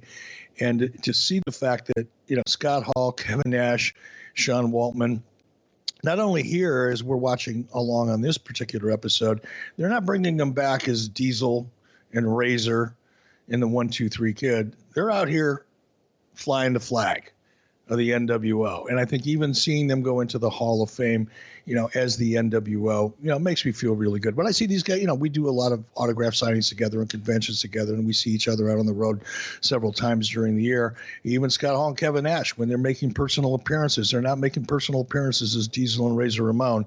They're wearing their NWO gear. And I think, it's one of the things that I'm I won't say most proud of, but very proud of, is the fact that, I think we took Sean Waltman, Scott Hall and Kevin Nash from WWE and made them bigger stars than they were in WWE. And I think that's evidenced by the fact that they're still out there today as those NWO characters. And I'm proud of that and proud for them because they did it. I gave them the opportunity, but they delivered. Yes, they did. And Kevin Nash here looks like $1 million, but if you follow him on social media, you saw where he recently posted a picture sort of before and after he had a knee replacement and got his hips to realign and did a lot of stem cell stuff down in Colombia. And you could even tell as he was walking down to the ring that he's not moving around super slyly here in 2015, but he is now. And the before and after of just his stance is really unbelievable. And, look in the mirror, you look good. You're doing everything right for your health today. But if you're not planning for the what ifs of tomorrow, well, it's time you do. The problem is historically, and rather ironically, the health conscious have overpaid and subsidized those who are less health conscious. And that's not a conspiracy. It's just how life insurance works. Well, until now. Introducing Health IQ. Health IQ uses both science and data to secure lower rates for people like you on their life insurance. Maybe you're a cyclist or a runner, you're into CrossFit, or maybe you're a vegan or vegetarian. If you're putting in the hard work, man, you deserve to be rewarded with more affordable life insurance rates, and Health IQ can save you up to 41% because physically active people have significantly lower risk for heart disease, cancer, and diabetes. And Health IQ is not a lead generator. They take the customer through the entire process of applying, and then the policy is underwritten by one of our top insurance partners.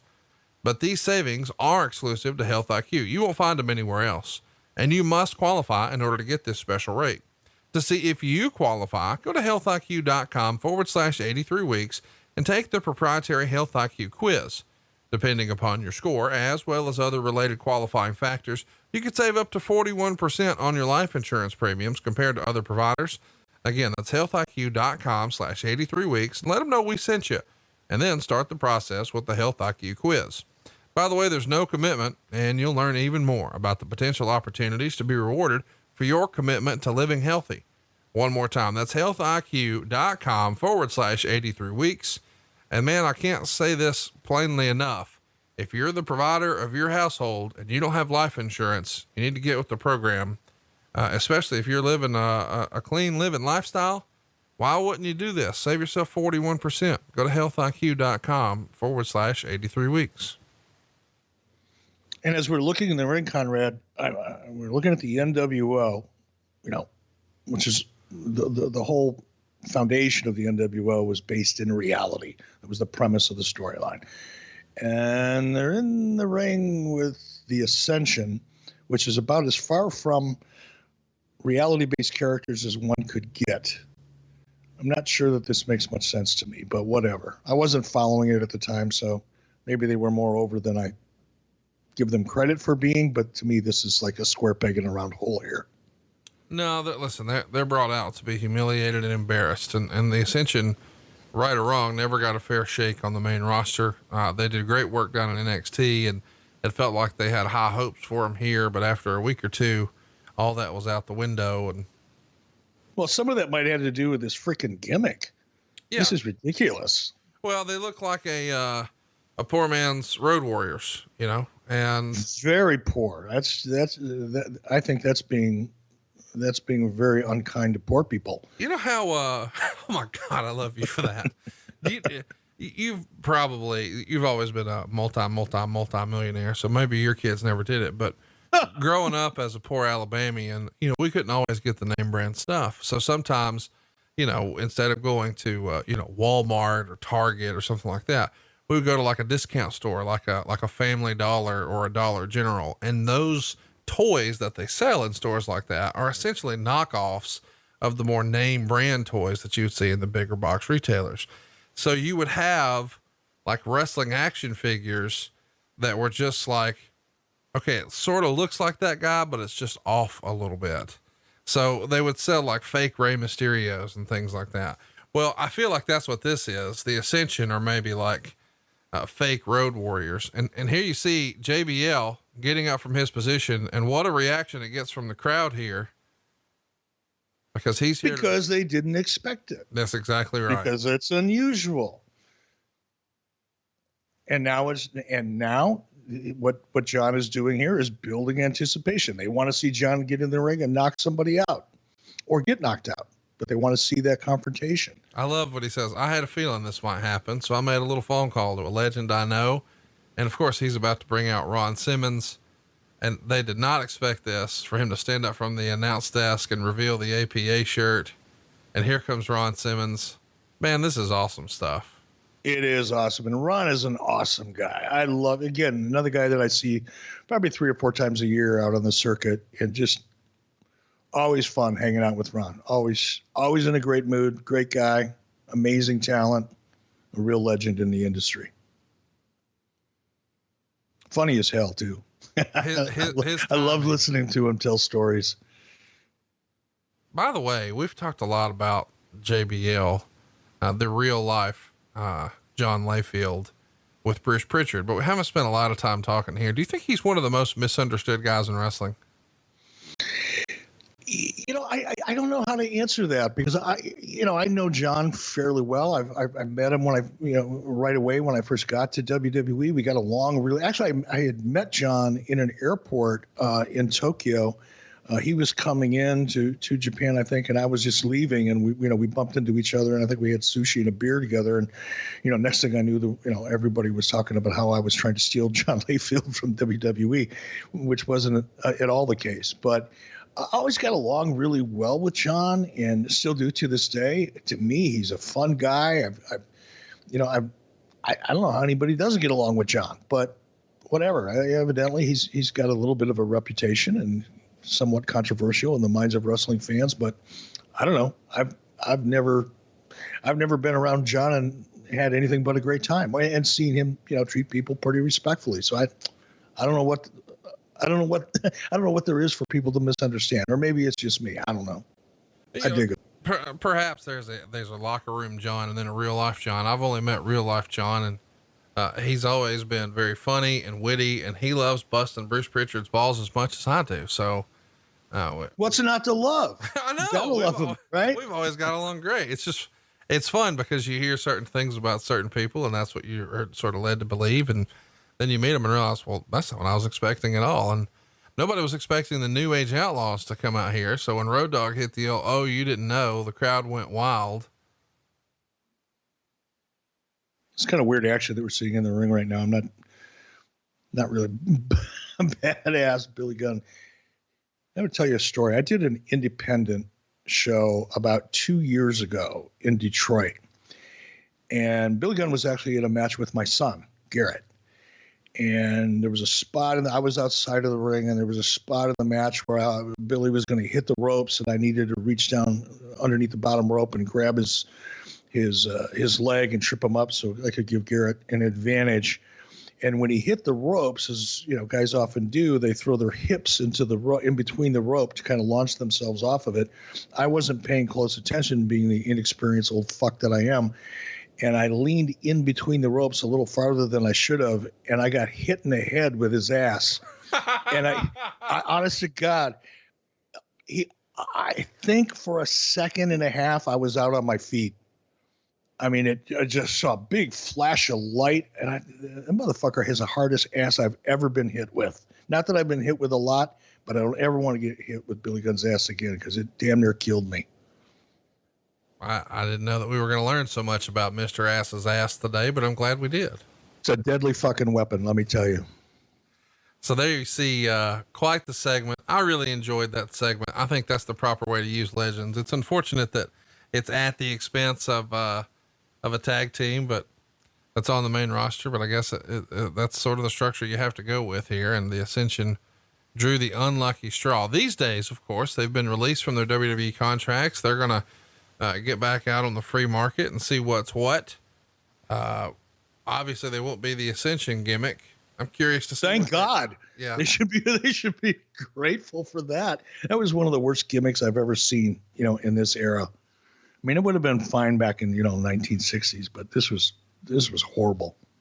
Well, I'm excited to see what they do because, as a tag team, we saw that they could have really good matches when given the opportunity. And Victor, the smaller of the two, He's only 39, which is the prime age for a professional wrestler. Wouldn't you agree?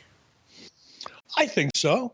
By the time if you've been in the business for 10, 15 years, you're finally reaching that point where I think you really understand the business and you understand your character. And physically, your mid 30s, you're probably as strong or stronger than you've ever been in your life and still durable. So yeah, I agree. I think his tag partner, I think he's 39 as well. He might be 40 this year, but either way, just a kid. Still, yeah. I mean, that's not the age it used to be. A decade ago or a generation ago, people would talk about that as if it was old. But I mean, guys are really hitting their stride, in their late 30s and early 40s. I mean, this past year, most people think that Chris Jericho had, sort of the best year of any wrestler this past year when it came to promos and matches and things like that. 49 years old when he did all of that. No, I mean, we'll talk about that for just a second because we have mentioned this before, but there is a perfect example. Now, I think even Chris, I don't know this, but I would imagine if you sat down with some of Chris's matches from back in the late 90s in WCW, I think physically he was probably at his prime in terms of what he was able to do in the ring for sure in the late 90s and the early part of 2000. But as a character, I think he's evolved tremendously since that time.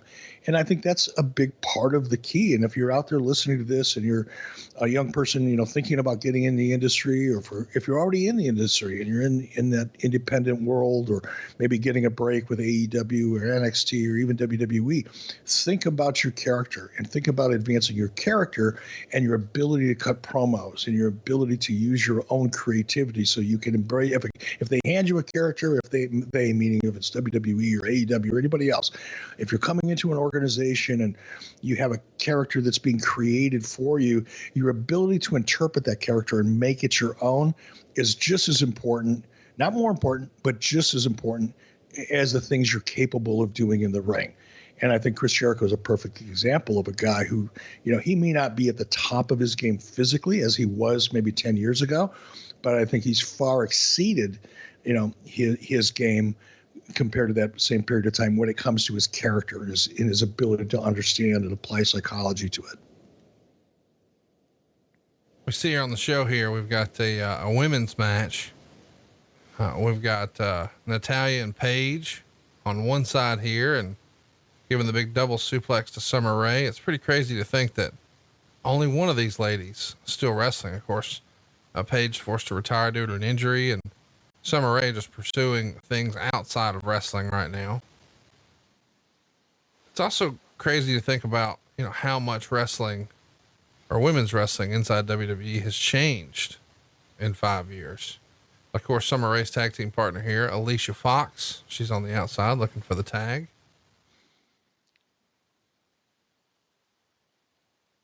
We should mention we've got some more questions here on Twitter, all about Sting making his debut. And a lot of the questions were about the WrestleMania match. Of course, we know that the creative is going to be that Sting is here and he's going to take on Triple H. And as part of that WrestleMania match that we would see just a few months after this, it would essentially become the NWO with Sting, which doesn't make any sense, and DX. What did you think of the WrestleMania match? Did you think it was overbooked? Were you surprised that Triple H won and not Sting? What did you think of the handshake just moments after they broke a sledgehammer over his fucking head? I wasn't Just impressed shit with on it. it, Eric. Just shit on it. I wasn't impressed with any of it at all, to be honest with you. I was disappointed. Sting deserved better. It was a major fumble. I happened to be watching that show on a monitor, and a very prominent WWE talent was seated on an equipment box. Very curious as to what the finish of that match was going to be. And when Triple H got the win, this person jumped off the box and stormed off. You gotta be fucking kidding me. Cause like half of this roster grew up a big Sting fan, and Sting's finally at WrestleMania, and well, it's all about the game. Yeah, but how can anybody that has spent more than 5 minutes working with WWE be surprised that that was the finish? Yeah. I mean, really, come on. Let's be honest. You could be hopeful that it would be different, but you've got, to be surprised. And maybe that person, I don't know who it was. I don't need to know who it was. Maybe that person wasn't surprised. It was just angry. But, anybody that thought for a half of a second that Sting was going to come in and defeat Triple H was smoking crack. It really is disappointing that this is going to be the payoff. And I think a lot of fans were hopeful they would see Sting versus The Undertaker. I don't know that would have been a great match. I know on paper, everybody wants everybody to be at their prime, but in 2015 or 2020, I don't think Sting versus Undertaker would be maybe what it could have been in, say, a 1997.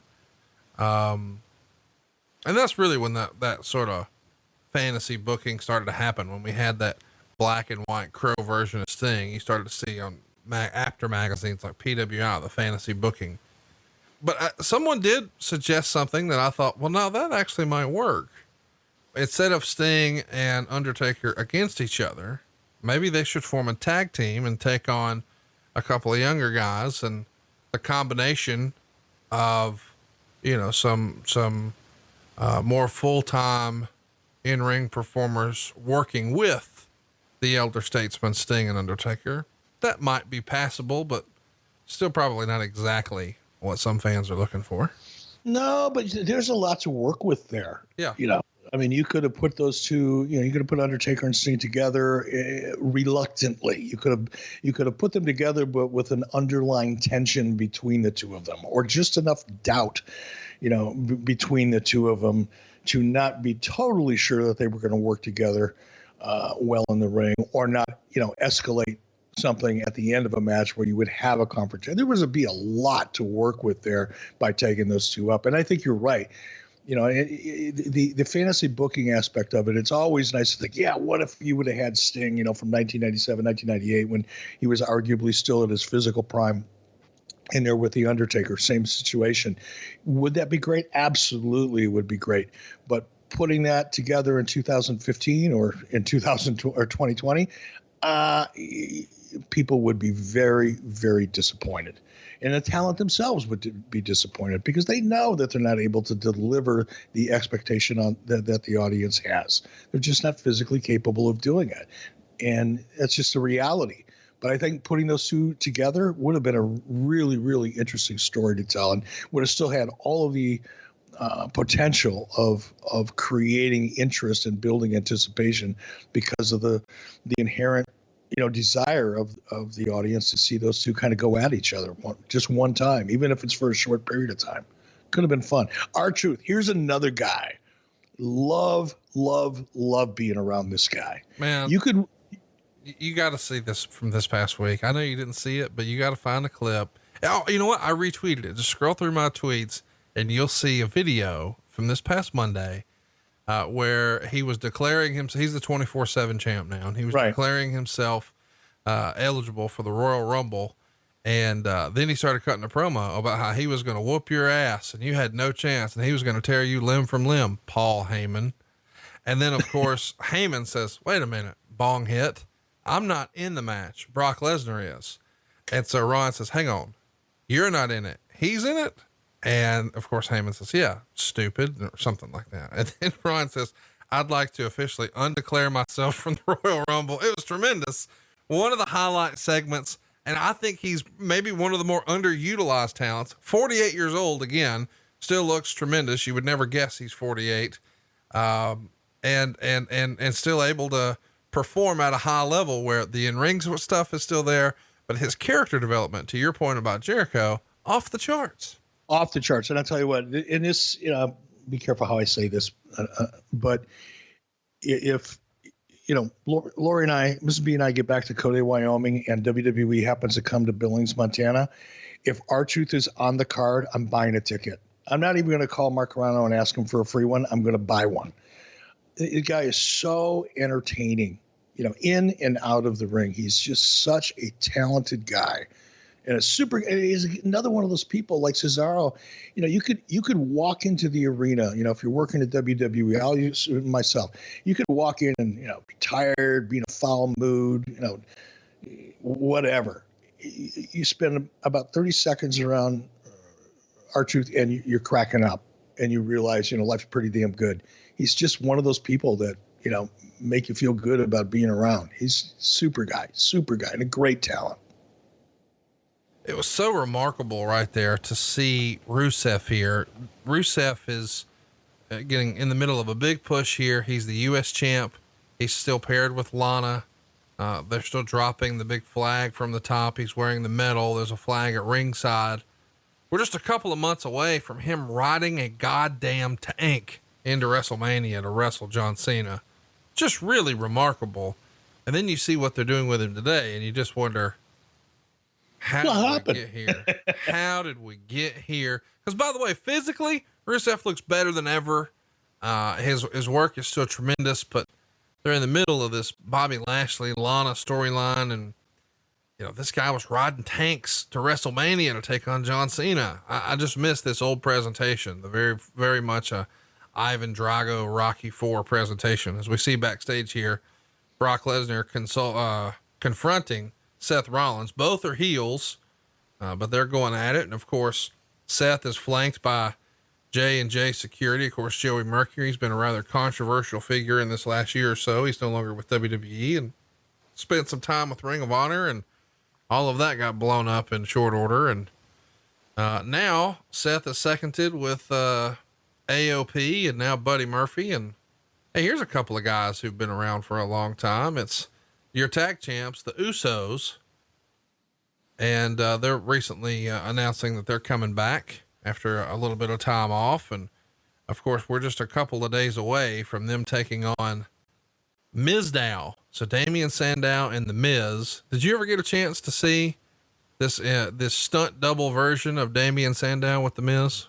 No, I didn't. But before we go on, what's the controversy surrounding Joey Mercury? Oh my God, it would be an episode and a half. But the gist is he worked closely with Ring of Honor management. And when they had a falling out, he started sharing screenshots and behind the scenes information of some of the decisions that they were making that he knew would be unpopular with fans, including things like medical care for the athletes and just things that shouldn't be, pay scale for their champions, and just embarrassing facts. And it took a weird turn, and the women's champion was involved, and she's no longer with Ring of Honor, and there was infidelity involved, and it's a soap opera. Dirty stuff. But we should do an episode on it sometime. Well, a bonus episode. He would love to, by the way. I don't know if you were paying attention there, but as the Uso, I think it's Jay, rolled up Miz, Sandow took the identical bump on the outside, and literally everything that Miz is doing inside the ring, Sandow is mimicking on the outside of the ring. That's entertaining. It is tremendous. That's really cool. So the concept is Miz is a big movie star. He's a huge star. So he needs a stunt double, and that's what Damian Sandow's doing. And they're calling. See, I love this. This is creative. This is a new tool. No, this is kind of cool. I like that's a fresh idea. Has that ever been done before? No. And it got over huge to the point that even when they were tagging, the fans would boo Miz, but the minute Sandow got in, they'd go bananas. That's awesome. That's awesome. He these days is a big part of what they're doing with the NWA. So if you enjoy his work, be sure to check him out on Power on YouTube.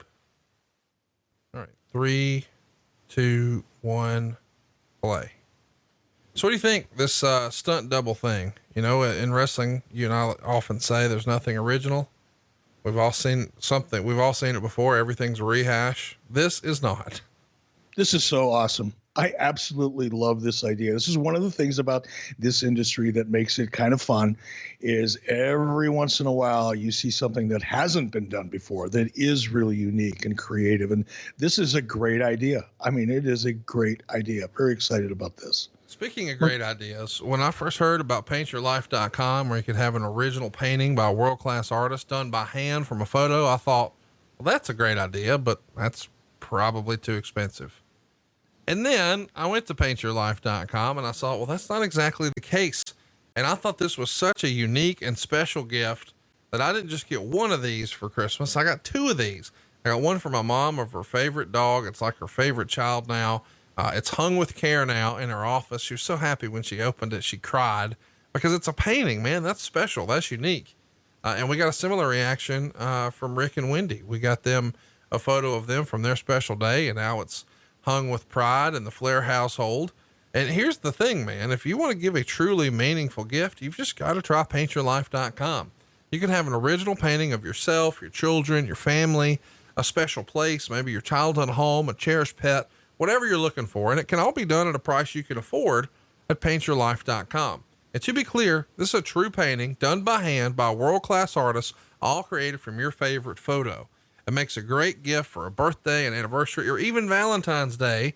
You choose the artist you work with, and you'll get to see lots of their work, and you pick the one you admire the most. And then you work with them throughout the entire process until every detail is perfect. So it's certain sort of milestones throughout the process. They'll share their work with you and say, hey, what are you thinking so far? And how about this? There's no risk. If you don't love the final painting, your money is refunded. Can you get a better guarantee than this? It's not just great for decor. This is a real work of art about something that's special in your life. And with paintyourlife.com, you get your favorite memories transformed into a work of art that you can cherish forever. It's maybe the most special gift you can give for someone you love, or it's just great for yourself. And right now, because you listen to this show, we're going to get you a great offer. Now, it's a limited time offer, so hurry right now, but you'll get 30% off your painting. That's right, 30% off and free shipping. To get this special offer, just text the word Eric to 64,000. That's Eric to 64,000. Text ERIC to 64,000. And as part of this limited time offer, you get 30% off your painting. And Eric, you've seen mine, and I think you and Mrs. B got one of these too, right? We absolutely did. And we had it delivered right before we left Stanford to come to Florida. So it is kind of packed up with all of the things that are going back to Wyoming as Mrs. B and I Airbnb our way around Florida like a couple of gypsies. So when we get home, we're going to have it framed and put up on the wall. I'll take a picture of it and post it on social media, but it is so cool. Mrs. B took a picture of her laptop that she had of us that we took at an anniversary a couple of years ago and sent it in. And about 10 or 12 days later, 2 weeks maybe, got an update and a kind of a work in progress sample of the portrait. And I was amazed. You know, you're looking at it on a computer and a laptop, so it's kind of like, wow, that looks really good. But when it was finally delivered, like I said, right before we left Stanford, I opened it up and I was shocked. I mean, flat out shocked at the quality of it. I mean, this portrait looked like something that you would spend thousands of dollars having done, and you can get it for a fraction of that price. Awesome, awesome, awesome. Can't recommend it enough. When we get it home and get it hung in Cody, Wyoming, we'll invite you and Megan to come out to Cody, spend some time with us over the summer, maybe hang out the rodeo, ride a couple horses, catch a couple fish, drink a couple beers, whatever. But you'll walk into the house and you'll see this framed portrait of Mrs. B and I, and I'm sure you'll be just as impressed as you are with the portrait that you and Megan got, and your mom loves so much. Everybody loves it. Go to paintyourlife.com. Take a look and see how cool these things are. But then go ahead and text Eric to 64,000. Get 30% off and free shipping. It's really remarkable. And by the way, the show we're watching, we just saw Jey Uso pin the Miz. And then we got the backstage perspective from the immortal Hulk Hogan. What are Cena's chances? He thinks Cena's going to win tonight and win the Royal Rumble. Of course, Michael Cole says if he can beat Seth Rollins tonight, it'll be one of the biggest upsets in Raw history. And we see the Authority seated ringside, and inside it's J&J Security with Corporate Kane, The Big Show, and Seth Rollins. Man, the odds are stacked against our hero, and here he comes. We're going to get a hero's welcome for John Cena. It's weird because I think this may have even flown under your radar, but John Cena has, for the first time in his entire wrestling career, gone a full calendar year without wrestling a match. It's the end of an era. I wonder what he's going to, look, I don't know John Cena real well, but I know him well enough to know that he's much like The Rock and so many of the other guys that have reached such a high level of success in the industry, you can't get the rush that you can get inside of a wrestling ring with an arena full of 10, 15, 20, 40, 60, 80, 100,000 fans like you can in this industry. And I'm sure we're going to see John again. But here's the complication, I think one of them at least, is the more successful John becomes in the feature film industry, which he's, as we talked about earlier in the show, he's really starting to make some really positive moves in that regard. The harder it is for him to compete, because when you're signed on to do a movie, once you, as they say in the industry, you become officially attached to a project. The filmmakers have to take out insurance on every aspect of producing that film, including the talent. And some of those insurance policies prohibit talent from taking part in certain activities, much like professional sports. In the NFL, if you're an NFL player, there's a whole list of things that you can't do when you're under contract. Riding motorcycles, for example, is one of them, or jumping out of airplanes, or probably water skiing, any kind of high risk activity, because the team has so much money invested in you. And in John's case, the producers of a film or a studio have so much money invested in that project and the talent that's attached to it. So the more successful John becomes in the feature film industry, I think the less likely it's going to be that we're going to see him in the ring. But, I think he's not quite there yet, I don't think, but he's well on his way. And I know John would love to get back in the ring and get that reaction from that audience, because there's nothing like it. It's just addicting. And here we see John Cena in the ring with Big Show, taking some of the world's biggest chops. Just whenever he's ready, he'll tag out and tag in Corporate Kane and Seth Rollins. It's, pretty lopsided here. 3-on-1. The deck is stacked against our hero. The deck is stacked. By the way, Zlade, we got a lot of comments like this. Eric, how terrible did you think it was that kept referring to Sting as the Vigilante Sting? I don't know that was on your radar, but that is something they drilled really, really heavily. They weren't calling him the Man Called Sting. They weren't calling him the Legend Sting. They weren't calling him the Icon Sting. They were calling him the Vigilante Sting. That's what they were really, really drilling. And a lot of old WCW fans felt like, man, just let him be fucking Sting. Why do we have to put a WWE spin on everything? What do you think of the nickname, the Vigilante Sting? Stupid. What does it mean? What does it represent? Where did it come from? I mean, look, there's a lot of silliness in professional wrestling and sports entertainment. There's a lot of things that go on that makes absolutely no sense. So much so that sometimes you just kind of go with it. But, when you got somebody like Sting, who had such a long and high profile career, why would you tag him with something that made absolutely no sense and has no application to who the character was or who he is at that particular time? Makes no sense to me. Dumb. Francis, right? Now let me rephrase that. Fucking dumb. How's that? Francis wants to know, how would you have brought Sting into the WWE? I would have brought him in as himself. When I say himself, his most recent character, the Crow kind of character, Sting, I would have certainly brought him in as that. That's what most wrestling fans probably, in 2015 recognized him as, because WCW and Nitro and the Sting character was so much more popular, in the late 90s than he was in the early 90s. So I would have brought him in as that Crow character. Lots of questions similar to this one. Jim writes, do you think that Vince goes out of his way to destroy anything you created, like the NWO and WWE, Sting, Goldberg, ultimately anything WCW gets killed off by Vince in the end? No, I don't think that. I think that's kind of silly. I understand why people might think that, but I don't think that's the case. I honestly believe Vince will take advantage of, exploit, use anything that he possibly can to make his business healthier and generate revenue, including anything that was WCW. But I also do believe that there's a certain Oh gosh, I don't know. I'll call it a culture, a corporate culture, whereby WWE, the brand, and all of the things that are created as original intellectual property will always be positioned as a priority. And I'm not so sure that that's not a great idea. Obviously, look at their business model. It's working for them. It's unfortunate, I think, in some cases. But look, the NWO to this day is still one of the most successful products in the WWE catalog in terms of merchandise.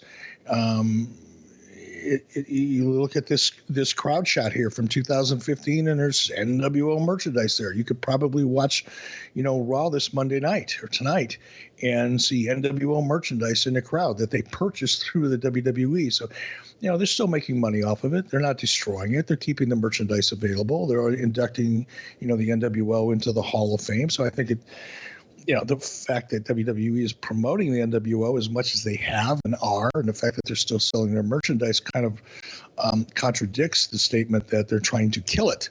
I think they're trying to make money off of it. But I also, at the same time, think that the NWO will always take a backseat to anything that was WCW original, including Sting's return and his positioning in WrestleMania against Triple H. It will always be positioned as secondary to anything that's WWE.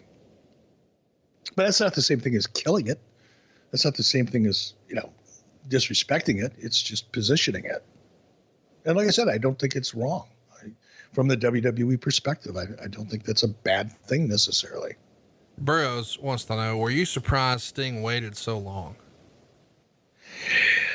No, I'm not surprised. I'm not surprised at all. Sting was a very loyal guy. Now, it's interesting, Conrad, is, I see Sting a couple times a year and we hang out together, and, we were on very, very good terms. And there was a point in time when Steve Morton and I and my wife and Steve's previous wife were pretty good friends. They came out to Wyoming and visited us, for a while back in the late 90s. So we were pretty close, but we never talked about WWE reaching out to him or Steve reaching out to WWE. And I know there were probably conversations, but Steve never talked about it. He never used any interest in the WWE or any interest that Vince McMahon may have had in Steve. He never used it as leverage to negotiate a deal, never implied it. Whereas oftentimes people did, sometimes it was more subtle than other times, but, more often than not, everybody would let me know from time to time that they still had an ongoing relationship with Vince McMahon, and the door may or may not, always be open for them, just to kind of keep everything in check from a negotiation perspective. Steve never did that. He was just so loyal, and I think, I respected him for it then, and probably even more so today.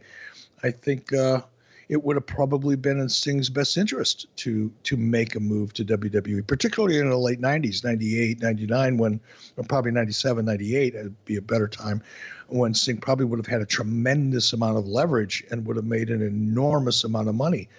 But Steve was very, very loyal to Turner and to WCW, and I have nothing but respect for him for that. Loyalty is a rare commodity in any business. It's probably a rare commodity in life, but particularly in the professional wrestling industry. And it's one of the reasons I have so much respect for Sting. We got lots of questions about your favorite version of Sting, and I guess we should mention that they even included the TNA version. Michael writes, what are Eric's favorite, what is Eric's favorite version of Sting? Surfer Sting, Crow Sting, Joker Sting, WWE Sting, lots of different versions of the character. Which one's your fave? Well, I'm partial to the Crow Sting for obvious reasons, because it worked so well. And I think that's what most people, 10 or 15 or 20 years from now, when they look back at some of the biggest names in professional wrestling from the late 90s, we'll look back at Sting and that Crow character as one of the top characters or favorites. But I have to say, the Joker Sting that we dabbled with a little bit in TNA was a blast. I mean, Steve did a great job with that character. That was a lot of fun. It didn't last long, but for the brief period of time that we played with that character, that was certainly, doesn't even come close to measuring on the Richter scale of success that the Crow character had. But in terms of it just being fun and interesting and entertaining, it was great. I had a lot of fun with that, and so did Steve. We see Corporate Kane going for the pin here on John Cena. Another false finish. We're winding things down. We're getting close. There is a famous quote here from JBL that we're going to get to in just a minute that I'm going to try to have the audio queued up for, because it's just hilarious when we see Sting debut here at the very end of the show. By the way, what do you think of Seth's? Oh, there he is. Let's see if we can play it here. Oh my God! It's Sting, the Vigilante. Sting. That's not Sting. That's a picture of Sting. I don't know why that tickles me when JBL says that's not Sting. That's a picture of Sting. And of course the picture starts moving, and there he is, Sting on Monday Night Raw. After all these years, we didn't think it would ever happen, and it has. What we're seeing, of course, and you recognize it, that's the gorilla position, the control center where Vince McMahon is on headset, but he walks right through the curtain, and there he is, top of the ramp. Sting's on top of his game here. There's some great intensity here. This works. This really works for me. The distraction, and somehow with the distraction, it's all that Cena needs. Schoolboy. Cena gets the win and celebrates with a kid in the front row. Pretty special moment. This is awesome. And this presentation of Sting here, I don't see anything at all wrong with this. I didn't see it live when it happened, obviously, but I don't see anything wrong with this at all. I mean, this is a win-win-win. Great reaction from Triple H and Stephanie. Great reaction for John Cena. Love the way he jumps into the crowd. That always worked. It worked when we did it with Diamond Dallas Page. That's one of the reasons I think it got, DDP over as much as he did when we were trying to, really redefine his character as that blue collar, all American kind of working man's hero guy. And it's certainly working here for John. It just gets the crowd even more revved up. And the more revved up the crowd is, the more that people at home feel validated in investing 3 hours into watching a show. I don't think he could have finished the show any stronger than what we're seeing right here. What a visual, with the crowd chanting, yes, yes, yes. And Triple H on the announcer desk yelling, no, it didn't happen. It's awesome. It really is. And you know what else is awesome is, I used to listen to your first podcast back in the day, Bischoff on Wrestling. And man, you guys would talk pretty regularly and routinely about whether or not you should have tucked your t-shirts. And thankfully you've been cured of that back during the NWO days. But I know why you did it. I mean, you ever wonder why traditional button-ups look so long and baggy? It's because they were never meant to be worn that way. Untucked shirts were specifically designed to be worn untucked. And Untuck It is the brand you've been looking for. It's the original untucked shirt, a modern solution to an old problem with no tucking or tailoring required. No matter your size or shape, their shirts are the perfect untucked length. If you've been frustrated with shirt buying in the past, Untuck It is going to change your shirt shopping experience. And I got to tell you, with more than 50 fit combinations, Untuck It shirts look great on tall, short, slim, athletic, guys of all ages. And I think you should browse them online right now. And you've actually just recently picked up some shirts from untuckit.com, haven't you, Eric? This is so awesome. Again, I'm so excited. It's one of the reasons I love doing this podcast. I've been hearing about Untuckit shirts for a couple of years now, and I'm kind of casually interested, but again, not something that I was, inclined to just try and see how I liked it. So when the opportunity came, I thought, okay, I'm going to go online. I'm going to order a couple shirts. I'm going to see if I like it before I talk about it. They just got here yesterday. I ordered 2 shirts right off the bat, and they just got here yesterday. And when they got here, I thought, okay, I'm going to give this a shot. Absolutely love them. They are great, easy to order. The selection is awesome. The company's been around for a couple of years now. great service. Love the product. Can't recommend it enough. And I typically don't wear button-down shirts because I can't find a fit that I really like. And, again, if you're wearing a button-down shirt and the tails are too long, and you just look sloppy. These are great fitting. They look great. Great quality. Can't recommend them highly enough. The shopping experience is a breeze too, but don't take my word for it. Untuck it for yourself. Visit untuckit.com and use the promo code 83weeks and you'll get 20% off your first order. They even offer free shipping and returns. Not that you're going to return it on all orders in the US. That's untuckit.com, untuckit.com. And the promo code is 83weeks for 20% off your first order. But we did not have 20% off of this show. This was a long Raw, but I really enjoyed watching it with you for the very first time. And, we got to see Sting make his Raw debut, and man, they made the most of it. You talk about going off the air with a bang. They were checking all the boxes here. Yeah. This 3 hours, the 3 hour Raw from this episode, it was an okay show leading up to this moment. In my opinion, I'd probably rank it a 6 on a scale of 1 to 10 up until the debut of Sting. And that last 2 minutes of the show or 4 minutes of the show made the previous 2 hours and 56 minutes worth it. It was really great. Next week is going to be really great too. We're doing Clash of the Champions 30, which went down on January 25th, 1995. So just a couple of days removed from the 25-year anniversary, which is just hard to imagine that that's real. We'll see Arn Anderson defending his World Television Championship against Johnny B. Bad. We'll see Alex Wright in singles competition with Bobby Eaton. We'll see Harlem Heat with Sister Sherry defending their tag straps against Stars and Stripes, which is Marcus Alexander Bagwell, the Patriot. We'll also see a singles match with the Guardian Angel, the former Big Boss Man, as the special guest referee when Sting tries to take on Avalanche. And then in your main event, it's Hulk Hogan and Randy Savage with Jimmy Hart in their corner taking on the Taskmaster, Kevin Sullivan, and the dreaded Butcher. That's right. Brutus the fucking Barber Beefcake in the main event. God.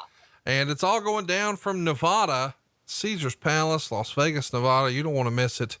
Clash of the Champions 30. I'm pretty excited about this show, just because I love this era of WCW, because it's really easy to sort of poke the bear with Eric Bischoff. Things are going to change in just about a year and a half, though. We know the NWO is coming and WCW is off to the races, but Avalanche and Sting, Hogan and Savage against Kevin Sullivan and Beefcake. I don't know about that. Tune in next week. We get to poke the bear again with Eric Bischoff right here on 83 Weeks with Eric Bischoff. And by the way, Valentine's Day is a no-brainer this year. The Rose Gold Red Rose is available now at IHateStevenSinger.com.